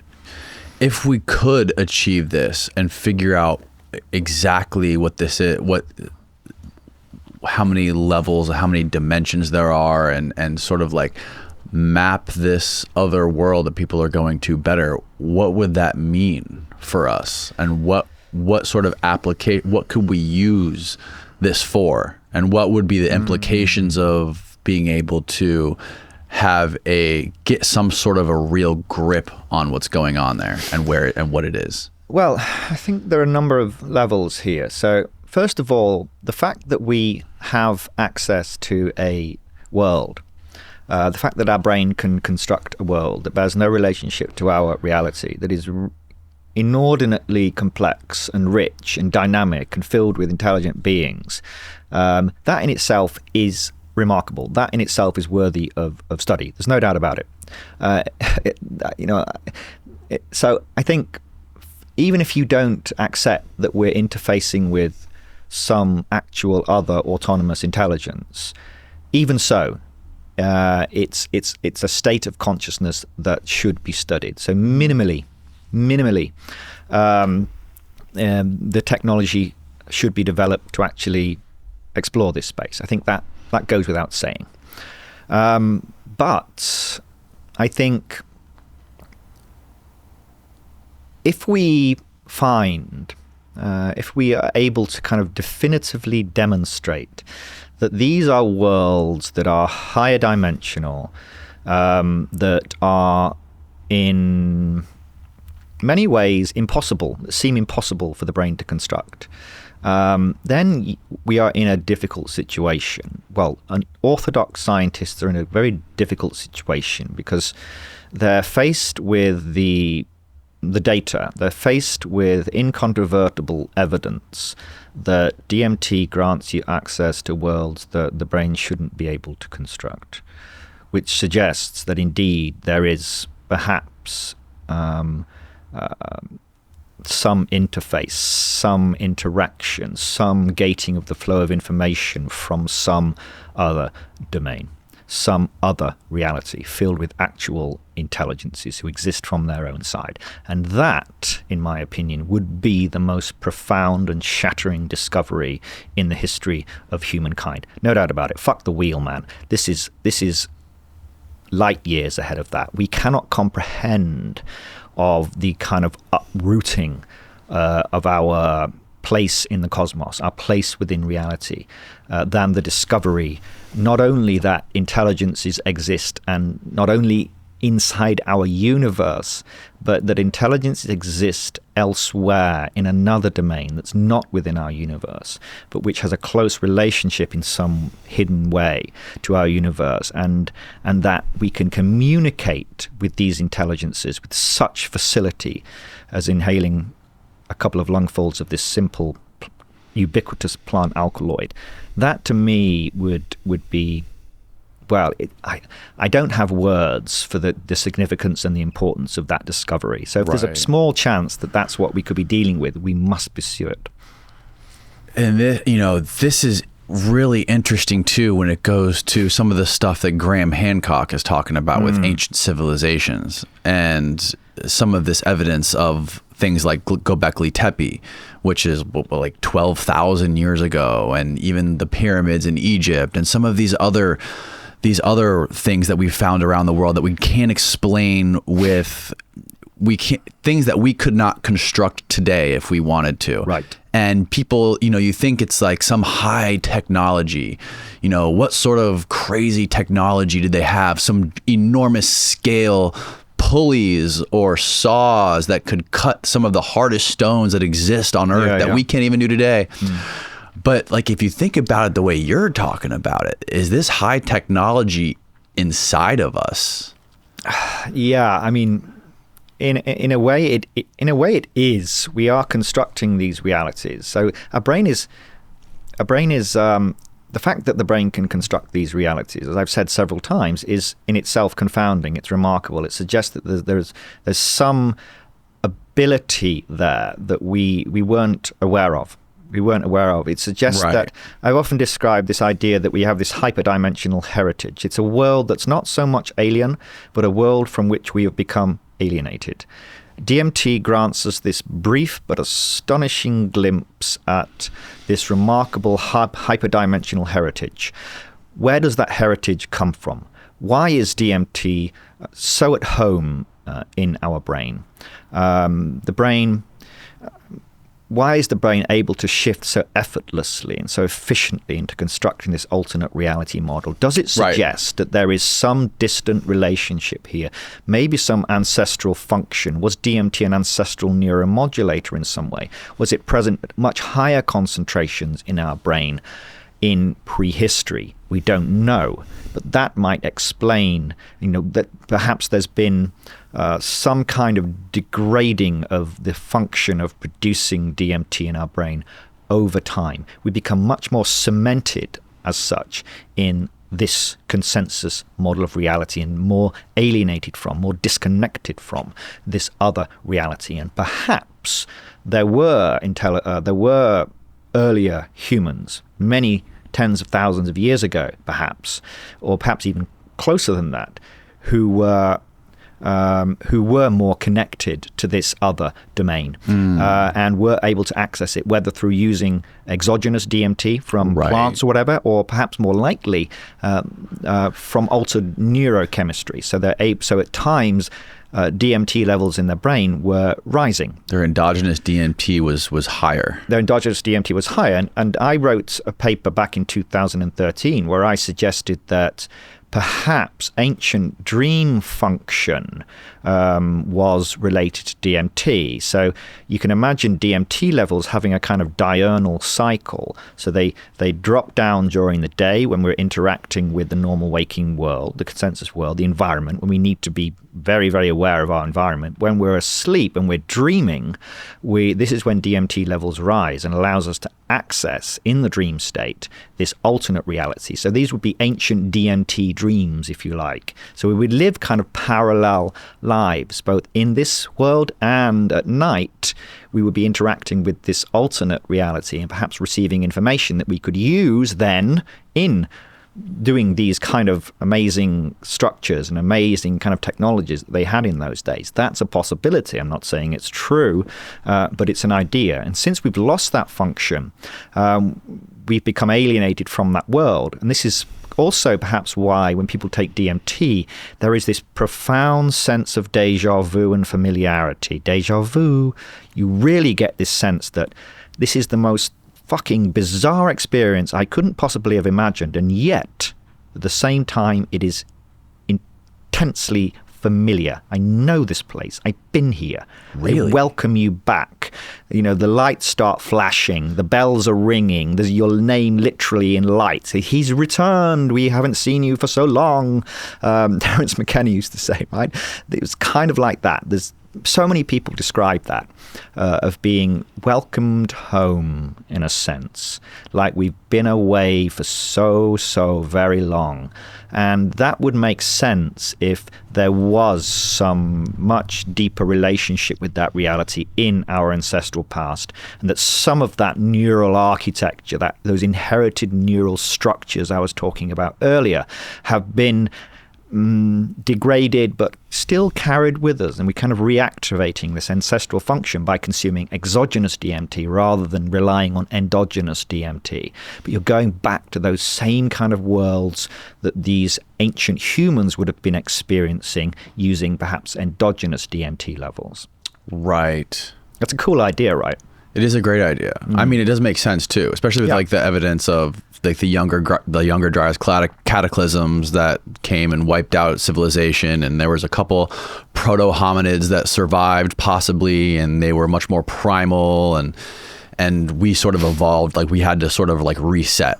Yeah. And maybe we didn't go in the right direction. Got it. Yeah. So we became more cemented in our consensus model of reality, and we completely lost contact with that. But we're rediscovering it now. And what's interesting is we're rediscovering at a time when perhaps we needed time away to develop ourselves, to become more cognitively and technologically sophisticated. So now we know more perhaps about what to do. We've rediscovered this space just when we are 1956, right? So this isn't that long ago.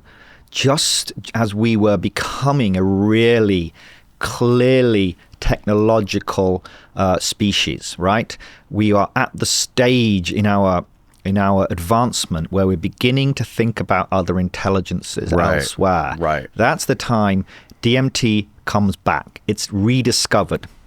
And we're starting to learn to use it and go back into reconnect ourselves to this other domain, but with much better cognitive and technological tools at our disposal. So I see DMTx as being part of that rediscovery and redevelopment of DMT as this technology for reacquainting and reconnecting with this domain, with the intelligences that are resonant within it. So what are you working on currently? Like what state are you at in DMTx, and like what's next for it? Well, as I said, I'm not directly I know you're involved. not directly, right. Yeah, with you kind of the developed studies. Just the kind of the model. But I think you can imagine 100 different ways that this kind of research, and you can imagine many different research groups, by the way, picking up on this and developing their own protocols. And yeah, what are you going to do? Can you perform experiments within the space? Can you establish stable communication with the intelligence? Can you decode their language? Can you map the space to some extent? Map the geometry and the topology of the space? Is that possible? The possibilities. We've discovered a new world. This is a new world, far stranger. I mean, imagine when Columbus landed on the shores of the United States. It was Columbus, right? Yeah. Yeah. You know your American history. Yeah, Columbus. There we go. A new frontier, right? A new world. Immense possibilities lay before. Yeah. And here we are now. After all that, not that long, actually, it's a few hundred years, right? Right. Now imagine we're at that same kind of phase, but we've discovered a world that is incomprehensibly stranger and more complex and vaster than anything that Columbus could have dreamt about. So you open up this new world, and possibilities are quite literally endless. Endless worlds, endless landscapes, endless intelligences. It's unfathomable what we might have discovered here, and the potential for how we might use it, how we might explore, navigate, study, establishing relationships with the intelligence within the space, thinking about their nature, their origin, what they can tell us, what we can get from them, what we can give to them, maybe. Yeah, a lot. Dude, thank you so much for doing this. We just did 3.5 hours. Fantastic. That was absolutely fascinating. So which one of these books is your most recent book? The Reality Switch Technologies? Reality Switch Technologies. Can I do that? Yes, absolutely. Hold it right next to your face. A little bit back. There you go. Perfect. Yeah, beautiful. So the Reality Switch Technologies is my latest book. And hold the other one too. The freaking cover is so cool. Yeah. You designed it yourself. Everything. So it's the inside as well. You've got it's full color and this is kind of a digital early computer game kind of vibe I was going for there. And this one's called Alien Information Theory. Yeah. Psychedelic Drug Technologies and the Cosmic Game. Yeah. So that's a very speculative metaphysics kind of book about speculating about, what is possibly the relationship between our reality and this alien intelligence, and what is the relationship between those and DMT. So it's very speculative. It's kind of one vision. The idea is to get people thinking about what we really understand and what could actually be true, and the actual truth of the matter is probably far stranger. Reality is not just stranger than we suppose, it's stranger than we can suppose. And so I want to get people thinking about what could really be going on, the origins of our reality and where we might be heading. Reality Switch Technologies, my second book, is more about talking about, today I was talking about the idea the brain is a world-building machine. It's also a world-building tool. So we can think about, the brain can access these, it can construct these alternate realities, the DMT reality, for example, the DMT worlds. You can also construct these strange, bizarre salvia worlds. You can also reach other kind of worlds using ketamine or using the tropane alkaloids, scopolamine. You've got all these different worlds, your brain. So your brain can construct a large number, perhaps a practically infinite number of worlds using psychedelics. Whether you think these worlds are real spaces or whatever, we know the brain can construct them. So you have this, you think of the brain as this tool that you can tune, this world-building machine that you can tune using these molecules and reach these spaces. So I wrote this book, and it's also really, in my opinion, the most detailed and comprehensive and thorough guide to how psychedelics work in the brain. That's what I wanted to write. That book didn't exist. Really good that anyone who is not a neuroscientist or pharmacologist, anyone that's curious and interested and is willing to spend the time with the book. It's not an easy read by any stretch of the imagination, but if you want to develop a really deep understanding for how psychedelics interface with the human brain from the molecular level all the way up to the cortical level, the world-building level that we've been talking about today, this book will do it. So, yeah. Well, thank you for doing this stuff. I mean, You're very welcome. It's so often that people like that like you with your level of education are so worried about being labeled with people, like being labeled as a kooky psychedelic guy, or they're too worried about not being taken seriously, and they present stuff in just like this boring, bland, undigestible way. But you've done it in a phenomenal, incredibly immersive, entertaining way. The way you created your books and the way you talk about this too, it's so fascinating. So like, huge kudos to you for doing that and having the balls to dive into this world and not being worried about being attached to any sort of stigmas, or not worried about being taken seriously. Well, that's really cool. I mean, I piss off everybody. I mean, on the kind of the scientific side, the really kind of rigid, orthodox scientific side, they say that I'm getting into realms that I have no right going into. Whatever. Then on the other side, you have the more mystical kind of spiritual guys who say, "Oh, you're too reductionist. This is too brain-centered." So I sit in this little domain on my own, right in the middle of those. So I'm used to being kind of attacked on both sides. So I don't care really. I'm not attached to any university anymore. I'm just a writer.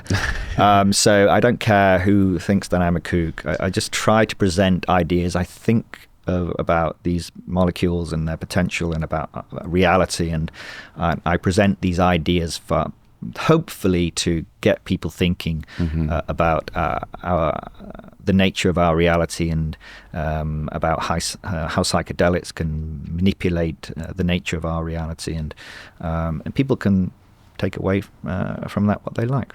Well, thank you for doing it, and thank you for coming all the way to Florida from Tokyo. I'll link the books below so people can find them. Thank you very much, Danny. It's been an absolute joy. Thank you. Good night, world.